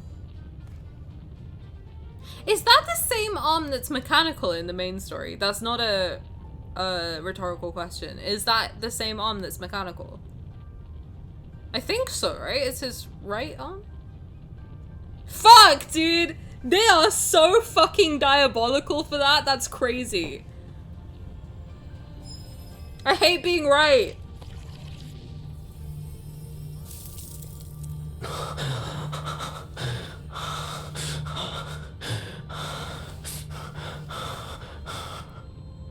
You should visit any place you want. Oh my god, the reason he's been saying that the whole time, like every time she's like, oh, I want to be with you, I want to be with you, and the whole reason he's been like, oh no, you should do whatever you want, like you're finally free, hee hee ha ha, is because he fucking knew he's not gonna be there with us. Oh, this rat bastard! Caleb, you're going in the bin. You're going in the bin! Caleb, you're going in the fucking trash! All men do is lie. Delete him from existence right now, please, God. Oh my god, I hate it here. I hate it here. This is the bad place. This is actually the bad place. What the fuck? God!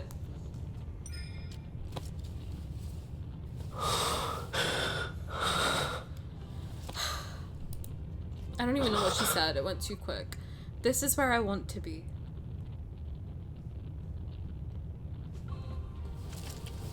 This path will only lead to destruction. Because now I have the construction thing, right? And he's got the destruction one. Fuck it, dude. Let's go all out. Let's ball. The world being destroyed isn't as scary as being separated from you.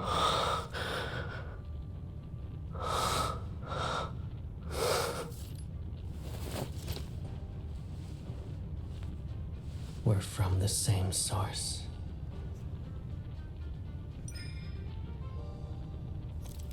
In that case, facing destruction together will be our destiny. Then it's a promise. In life and in death. We will never be apart.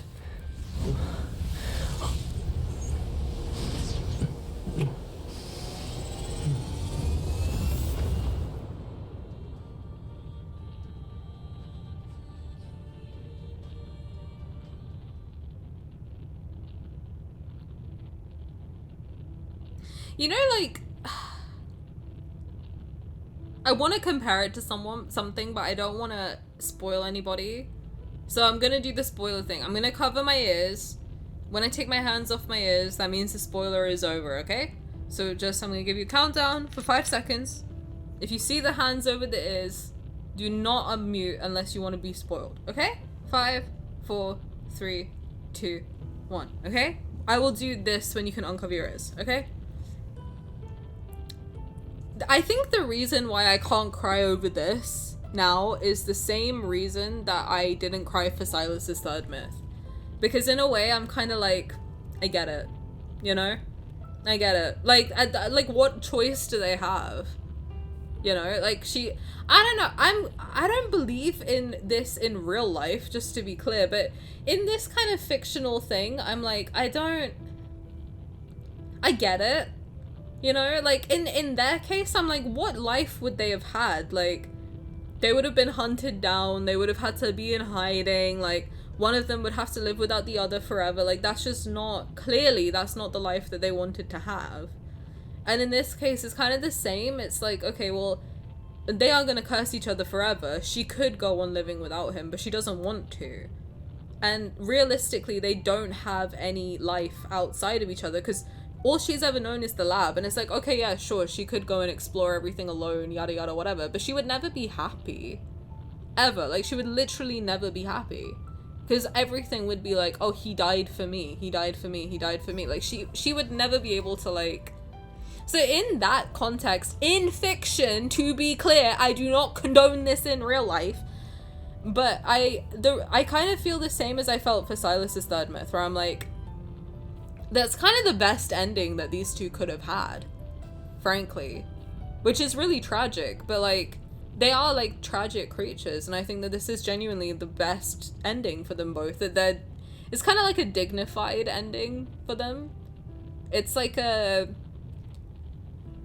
You know, they both made their choice, and they chose each other, and it's kind of beautiful in a weird roundabout way. But I think it's the same, like, toxicity as, like, Romeo and Juliet. You know, it's the why am I living without you survivors go. Exactly. And it would be like every single thing she experienced would be with the context hanging over it of, I can only experience this because he's not here anymore, and it would have been so much nicer had he been here. So, I don't know, I think the first time I played through this one, I'm still covering my ears, sorry, my lips itchy. The first time I played through this one, it was kind of like, it did make me cry because I wasn't expecting it. And, you know, you really, like, you grow to love these characters so much, and, like, you see how sweet and innocent their love for each other is. But I think, like, also, I think the first time I played it, full disclosure, I was in PMDD mode. Had I replayed this, like, mid-period, I think I probably would have started crying. But I could feel it, but also there's a fan blowing into my eyeballs. So I don't think tears are happening. But also, like thinking about it, I'm like, It hurts, like my chest hurts. But I get it. I get it. I like, this is probably their happiest ending. You know? Which is sad. It's really sad that that's their happiest ending that they could have together. But in the context of these characters in this myth, I think this is the best ending, because they're currently actively being pursued too, so she would have been captured for sure. Or she would have killed everybody. So there's really no like other way about it. I think either way she would have ended up either dying or having like a really shitty life back in the lab. But that's my thoughts. That's the thoughts behind my current. I'm gonna be sad about it. I feel empty. I feel hollow. But I think we're done. I think we're done. I feel like I woke up from a long, endless dream. In that dream, countless nebulae were set aflame in the fathomless depths of space. They collapsed and a black hole formed at its center. There was an explosion. New stars were born. Then I heard a faint voice telling me a story about another world. In the chaos, it was the only thing I could understand. And that voice kept saying the same words. Go home. Let's go home. Construa and Destructio are two forces that drive the evolution of civilization. These intertwined forces are interlocked in a perpetual cycle. Philos' empire rose from the advent of technology which granted immortality, yet beneath its glory were the seeds of destruction that had long since been sown. Immortality meant the end of progress. Their decay began the moment it was achieved. Immortality could not sustain an immortal civilization. As destruction pushed this world towards its final moments, flames of hope were ignited elsewhere in the universe. It's a testament to the endless cycle of rebirth. I'm gonna have to read this one again in my own time, because what the fuck?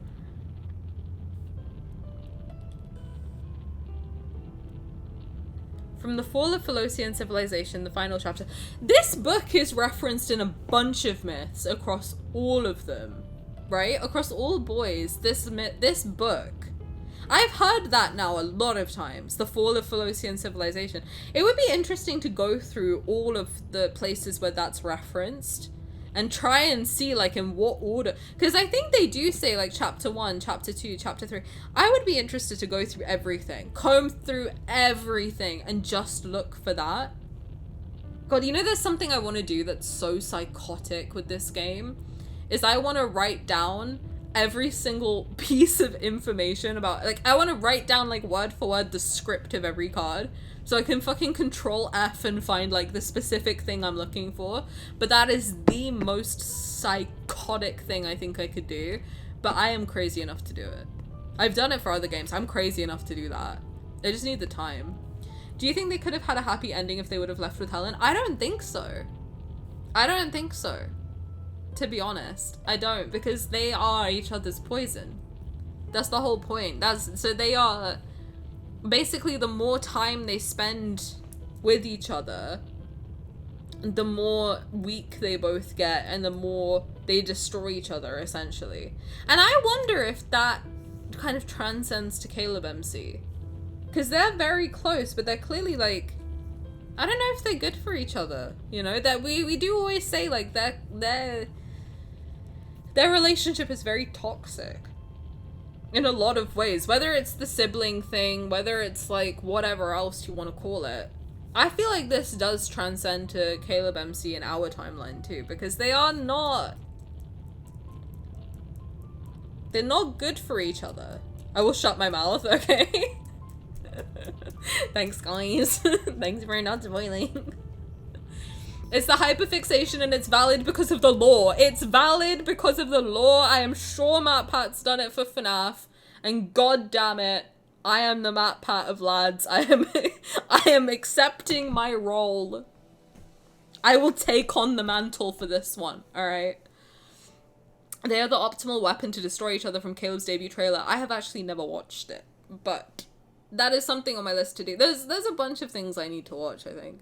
That was so clever of them to choose that as their demise, even if the scientist bit clever. I wonder if that was their plan from the beginning, or if that was something that they implemented after the two of them tried to escape together the first time as kids. That's what I was thinking throughout reading this, is did they decide to curse them with each other after their first escape as children? After seeing, like, oh, they actually get along? That's weird. Is that why then they decided to, like, put that, like, oh, if they go against us again with each other, we are gonna make them each other's poison, so that even if they try to run away together, it will kill them eventually. So they'll have no choice but to be destroyed. Or if that was, like, something they were born. They were just like, yeah, these two are gonna be fucking... Because initially, he was made to save her. Because that was what I remembered from this myth since last year, is that in my mind, he was like my sister's keeper. I've still never seen that. I think the premise of that movie is that they have another child to, like, donate the organs to like the first child, right? Like, the first child's sick, so they have another child who's like a blood match or whatever to, like, save the first child. Which is really fucked up. But that's what I understood from this myth the first time. Like, from then till now, that's the only thing that's really stuck. Is that Caleb exists to save her. So if any parts go wrong in her, he's there to kind of donate whatever she needs. So it's interesting that it ends up with them cursing each other. Or, like, being each other's downfall. Interesting. I feel like this game has even more lore than FNAF, if we're being real. Well, the thing is with FNAF, if you want to get into it, which I will get into it because that's another one of my special interests, having watched MatPat's videos, and that's about it.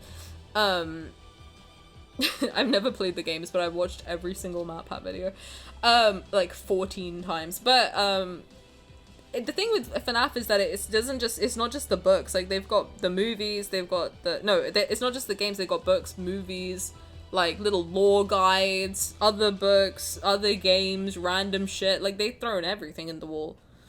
The website talked to each other at some point. There were like 2 websites talking to each other. The Steam page has shit hidden in there.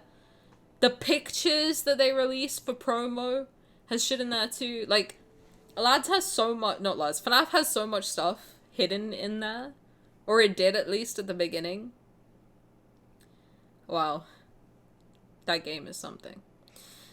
But this game has a fuck ton of lore. I think that's why, like, a lot of people might get mad at, like... I have to say, if you're free to play, which, on my other account, I am free to play, and I do understand why people say there's nothing in this game to do, I get bored. I get it. If all you can do is grind for diamonds and play, like, 1/10 of the cards and whatever else, there is not much to do in the game, and it can be boring, and you can think, like, how can people spend money on this game?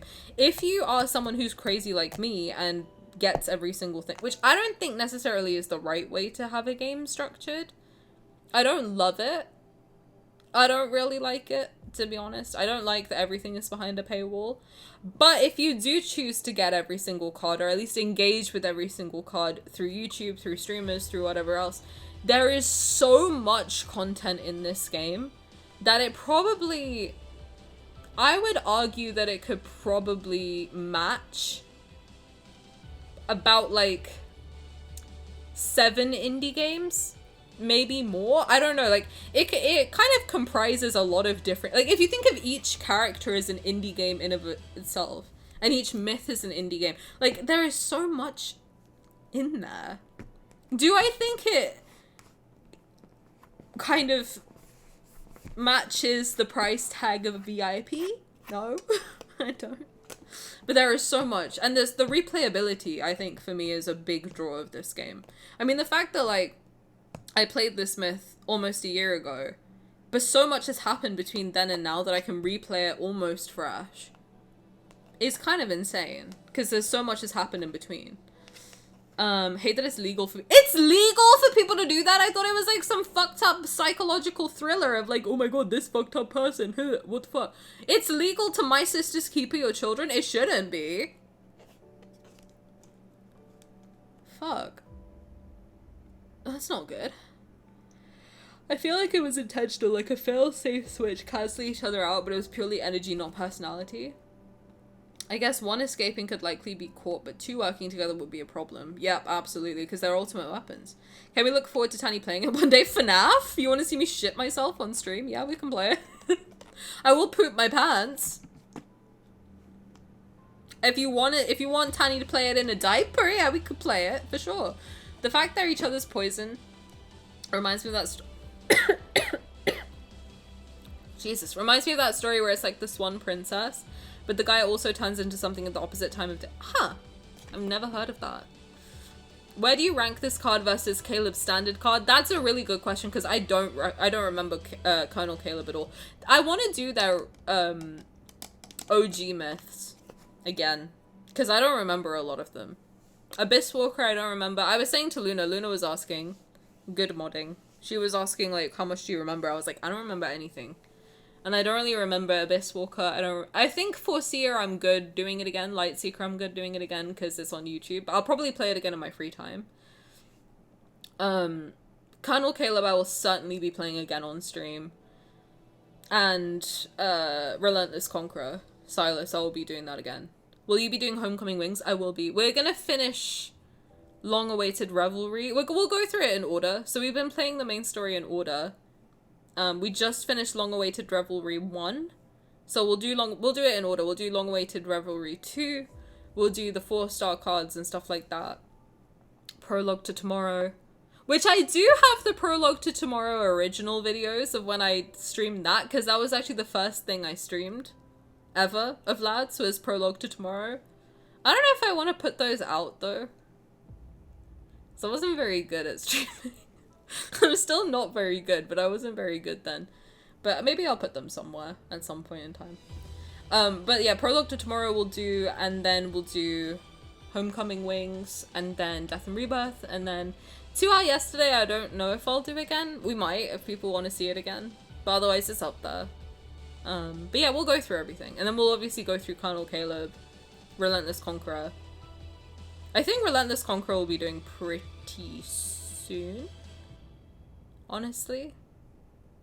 But basically after we finish Long-Awaited Revelry, I'm planning to do Silas's Standard Myth again. But yeah, I don't really remember a whole lot. So, but I do think that this is my favorite Caleb. One of my favorite Caleb things in the game. It's just like, it's devastating. I think like a lot of Caleb stuff is devastating. This specifically is super devastating. Because I think it gives you the look. Caleb is a character, I will finish a sentence I swear, but Caleb is a character that's very difficult, I think, to initially like. In my opinion, he was very difficult for me to like. I think just because of how he comes across in the main story, he's just very like weird. Like he's very off-putting. Granted I don't remember a lot of Homecoming Wings, but I remember he was really off-putting to me until I played this. And this was one of the first things where I saw that different side of him that's actually like a caretaker, has her best interests at heart.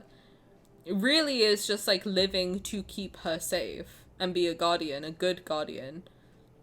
And just has this very pure, innocent love for her. And I think like that's why the ending is so devastating, right? Because you just, like, you know that he doesn't like it. Like, he doesn't enjoy that this is the decision she's made, but he's kind of like, what can I do? She's chosen it. I'm not gonna say no to her for anything. So, if this is what she's choosing to do, I gotta just be happy that she's chosen me. And I think, like, that's the most selfish thing he's done, ever. Frankly.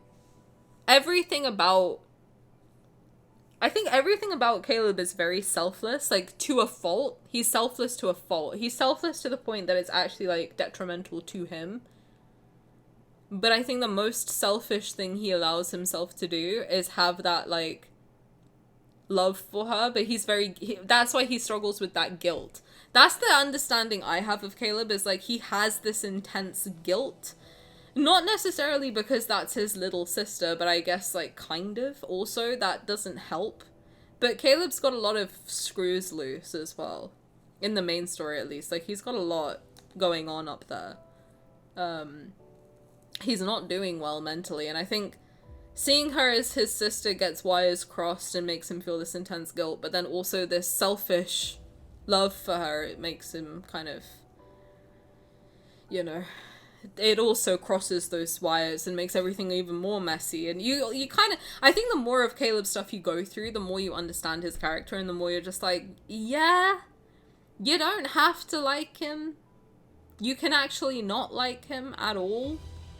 But it kind of makes sense why he's so fucked up. Like, there's a lot that's gone wrong. And a lot of fucking weird, wild things going on in that pretty little head of his, and it's just all very confusing, I think. You know? I just had that thought, a whole set of notebooks. You know what's crazy? I bought a RAF notebook. I haven't opened it yet, but it's there, staring me in the face constantly. And I had that thought that I'm gonna buy a notebook per guy.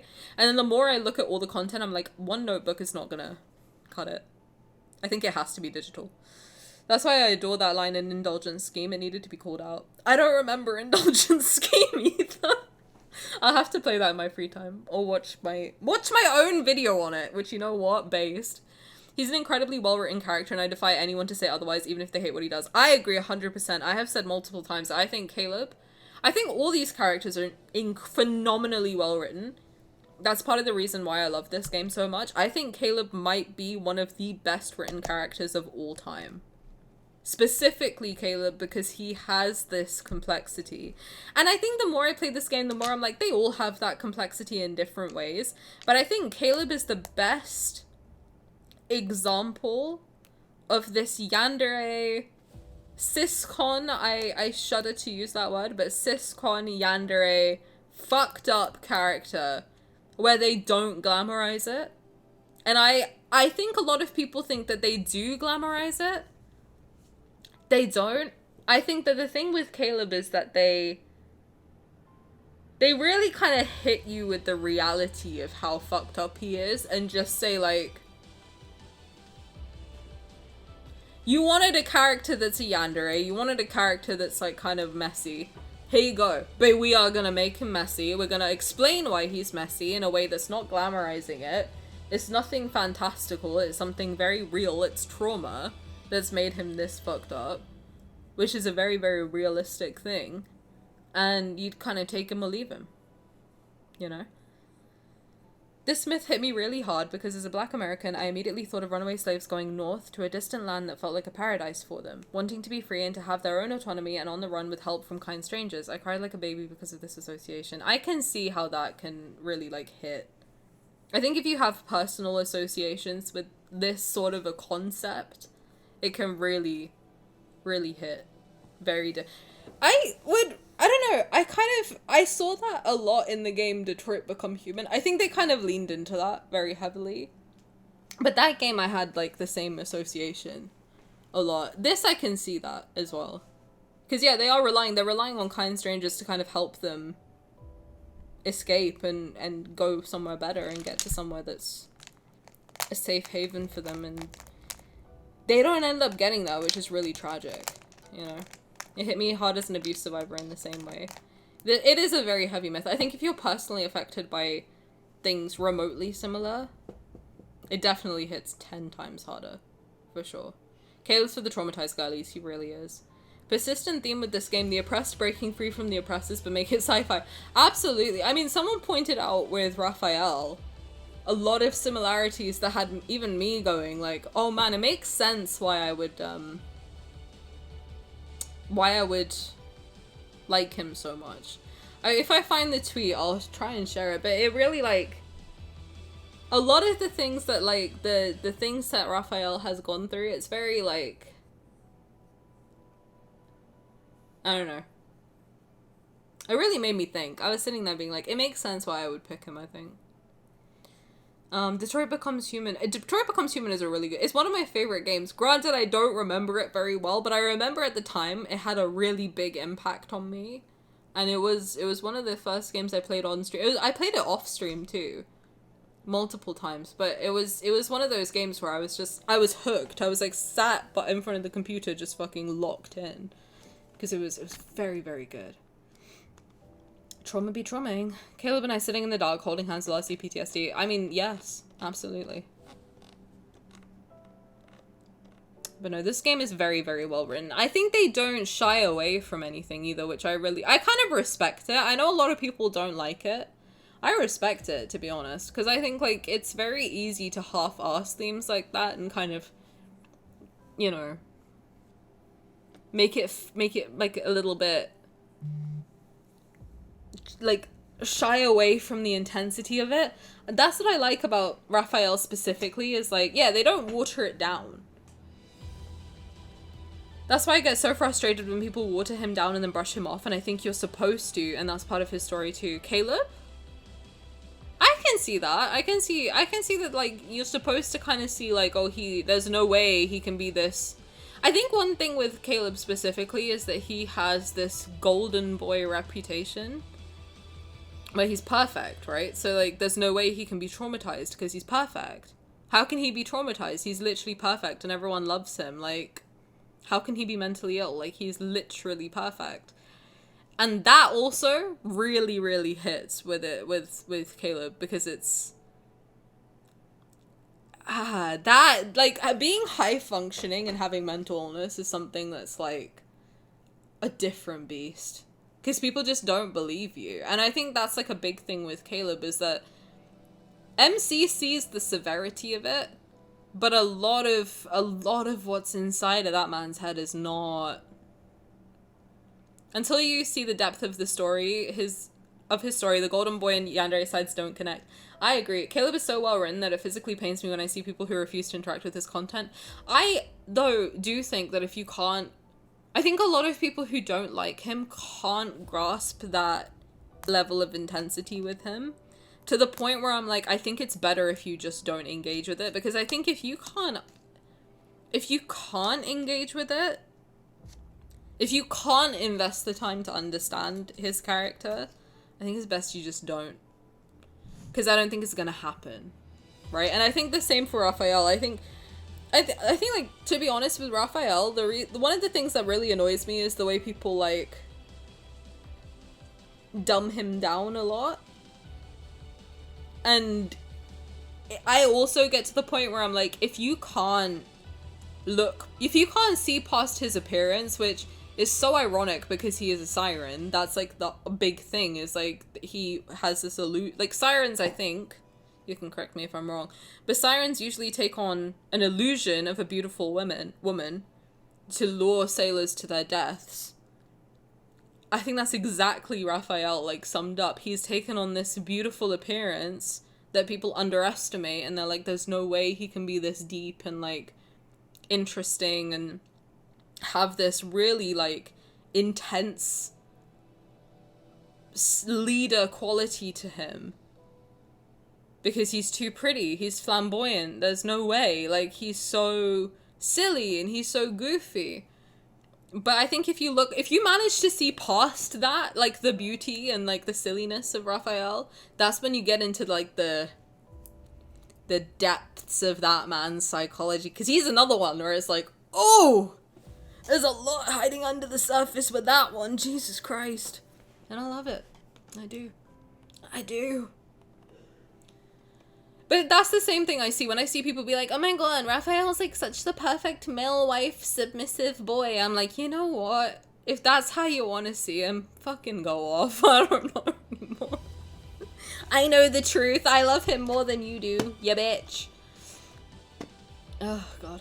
Also, this music is a fucking banger. That's why I'm still stuck on this. I need this song in my eardrums 24/7.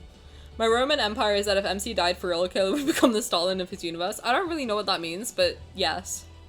I'm about to dive in. I'm about to dive in the pussy like dolphins, actually. Don't get me started on Raph being the perfect siren. I'll go feral. But people fall for it. That's the crazy thing. Raphael is insane because, like, people actually fall for the siren thing in real life. People are like, oh yeah, he's silly, ditzy, goofy, and his crazy ass is sitting there like, hee. They underestimate me, I'm going to kill them all. Honestly, all the allies can be a bit triggering if their themes hit for you. Absolutely. So I never blame anyone for seeing that and not engaging. It's the shallow readings of the boys that tick me off. I mean, calling Sylus a mafia boss pains me. Physically. I'm like, You got him and Raphael all the way twisted. I will stand by this. Raphael is what people think Sylus is, and Sylus is what people think Raphael is. And I stand by that. I think I'm right. And I am, god damn it. I am right. I'm 100% correct. Sylus, everyone's like, oh my god, big scary mob boss. And it's like, no, he's actually like a very soft, sweet, misunderstood teddy bear with a fucking crazy power where he can kill a man if he wants to. But other than that, he just wants like a normal life with his kids, playing video games and shit like that.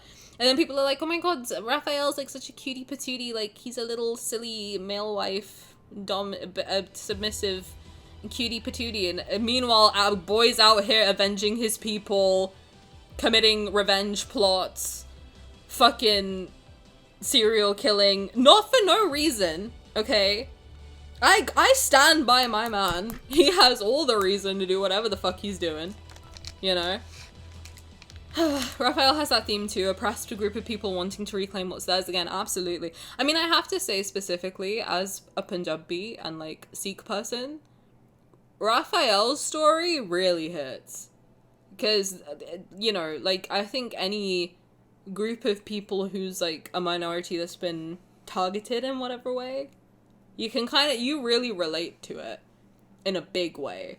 And that's one of the things that when I saw Raphael's story, I was like, oh shit. Someone pointed it out and I was like, oh, that makes a lot of sense, actually. It does. He's very much a leader, vengeful and powerful while using his beauty as a blade. I love that. Beauty as a blade. I love that. That's like the perfect introduction to him, I think. Or description of him. Sylus's introduction is fucking rough. Sylus's introduction has you being like, oh, I hate you, actually. You fucking suck.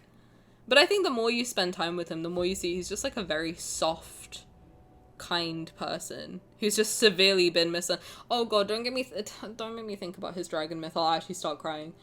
His dragon myth, I think, broke something in my soul, because every time I even see a glimpse of his dragon form, I start tearing up. He just wanted to be accepted, man. I can't do it. I literally can't do it. I'll cry over that during Caleb's card. I don't even care. You can't bring up Sylus dragon form to me and expect me to be normal. It's not gonna happen. Oh my god. He was just a boy, bro. He was just a kid. He was just a kid. I think that's what fucks me up about all of these characters, is they were just kids. Like, when I think about Caleb in our main story, I start crying. Because he was literally just a kid stuck in that lab. And that will fuck you up. Like, if you really think about that, that'll fuck you up so badly. Like, just imagine Caleb at the age of, like, 9 in that lab. Like, that will mess anybody up. Raphael's literally Batman. He is literally Batman. Raph's literally the most dangerous. I stand on that. Like, if you put... Raphael is literally like a danger to society. Literally. I relate to the misunderstood misfit aspect of Sylus and aloof overworked aspect of Zayne. Zayne is another character that really hits me specifically. Like, I think I relate to Zayne the most. So whenever I see anything about him, I'm just like, oh, that's rough. That's rough. Dragon Myth made me cry for several days. I haven't been the same since Dragon Myth. Like, that actually ruined my mental health. Like, there's something about that story that fucking ruined my life. Like, I'm not being funny. Like, all the other myths, I'm like, oh, that's sad, and I move on. Dragon Myth, if I think about it for too long, I actually think I'm traumatized by it. I mean, he's also just a kid here. He is. Anytime I see, like, a glimpse of the... I mean, Raphael, I think that's what fucked me up when I saw his...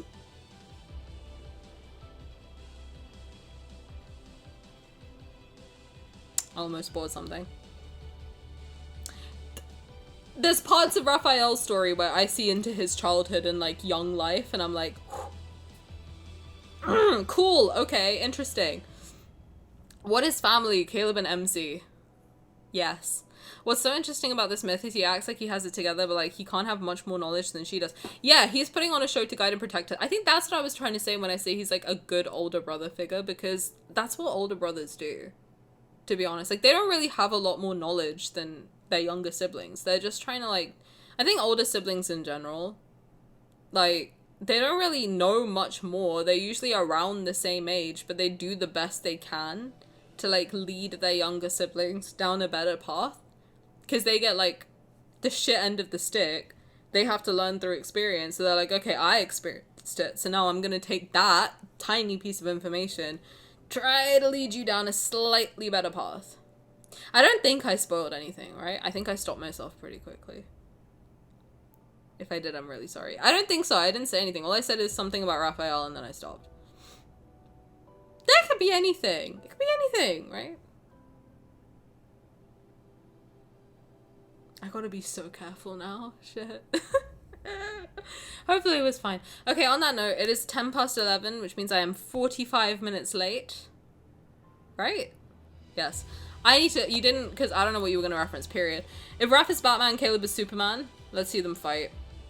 I said the whole friend translation in this myth doesn't really make sense. I think they want to say brother, but I don't think they had the balls to at this point. Maybe next time. My goldfish brain already forgot what you even said, period. Caleb is Superman? Yes. I agree. Well, guys, on that note, I will have to leave you. I really want to, I just want to, my baby. We just need 1 second. Cause,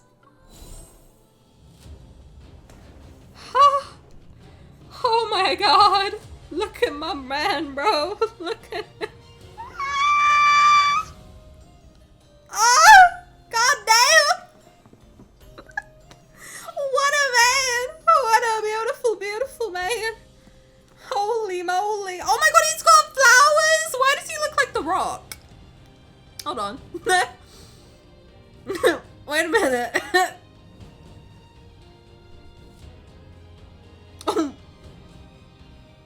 Why has he got The Rock outfit on?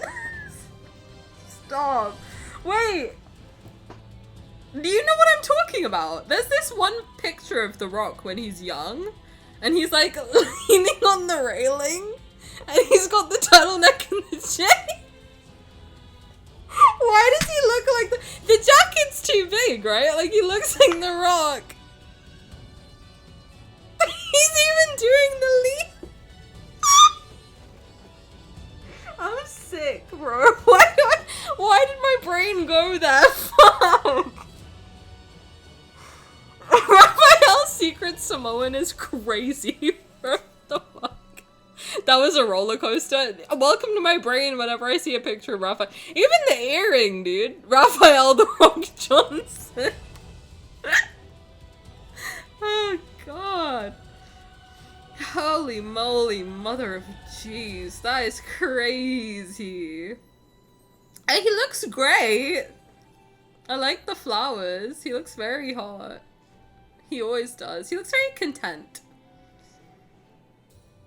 Oh god. Jesus. Raphael the Rock Johnson is so funny. Raphael Johnson. Raphael the Rock Chi. Raphael the Boulder Chi. I can't unsee it now. Rafayel is crazy. First I show you all the giant penis on Caleb's outfit. And now this. Rafayel is crazy. Oh god, that is so funny. Oh my lord. And he looks lovely. I'm excited to see what this is. What a beautiful boy. Right, let's show you guys, if you haven't already seen Caleb's massive penis. Let me show you real quick and then I'll leave you. Do you see it? Caleb, let me see your dick real quick. Hold on. Get over here. WWE. Oh, that's such a good idea. Wrestling AU and they're just wearing those tight little panties that they wear for some reason. I like that. Yeah, so if you look at the thighs region, just take a look at his thigh region, and then if you just look at the blue outline, he has a giant penis between his legs. Just an absolutely fat hog. Yeah. Yeah. His third leg. Bro, I don't even know how you would do anything with a dick that big. That thing is ridiculous. It's like what? It's like the size of his thigh for real. Like that thing's crazy. Raphael gets one tail and Caleb gets 3 legs. We got variety here. We're like, for real. And then look at his fat booty. Spank it. You know what I'm saying. Anyway, I just had to apparently people haven't noticed the penis. I have to point it out. You know? If it exists, it fits. I don't know if that's a good rule to live by. Because I just imagined my computer monitor and now I feel sick. A little bit. You know, I remember seeing the penis last year. Well, apparently a lot of people have never seen the penis. I have to point out the penis. Like, it's, I noticed it pretty much immediately. You know? Do you think it's a modified mechanical penis? Ooh.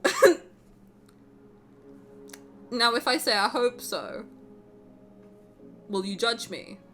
It's important, this is a learning stream. Exactly, except the stream must end because I'm an hour late. Because you guys are amazing. And I love you so much. But I need to sleep. So I love you guys. I have to be up in 8 hours and 15 minutes. We will talk about his penis more tomorrow. I promise. I didn't notice it at all until now. You're welcome. I'm here to point out penises and butts. But thank you for hanging out with me and playing X-02's Myth once again. It's kind of crazy because that's the first thing I ever streamed. I think that's the first myth I ever streamed, if not one of the first streams I ever did. So it's kind of a weird full circle moment. Like, oh, it's been a year. Wow, that's kind of crazy. It's been a year of me being consistent, which is insane. Pretty crazy. If you missed it, you can watch the VOD on Twitch, or if you watch it on YouTube, I would appreciate it. I'm trying to build my YouTube this year. It sucks. But yeah, I hope you enjoyed Caleb's penis. I hope you enjoyed the myth. I hope you enjoyed the craziness that comes along with Tani sleeping. And I also appreciate your patience while I was healing from my weird hormones. So thank you all very, very much for your patience. I appreciate it. And thank you for coming back. Streams will continue to be Monday, Tuesday, Thursday, Friday, 7:30 to 10:30 UK time. That is 2:30 to 5:30 EST. If you liked me, feel free to come back another day. And, yeah! I appreciate it. And also, yes, we do have a Discord. If you message one of the mods, they can get you. Or message me and I'll send it to you. But yes, thank you guys very, very much. Or you can redeem it with your channel points, just so we know that you're a human. But yes, thank you. I appreciate it very, very much. And I will see you all later. I'm not gonna raid out today just because I need to go. But thank you very, very much for hanging out with me. I will see you all tomorrow. I'll probably ask you what you want to do, either Genshin or more main story thingamaboobers. It is up to you. We will see what's up. But thank you all very, very much, and I will see you tomorrow. Peace out. Have a good night. Bye.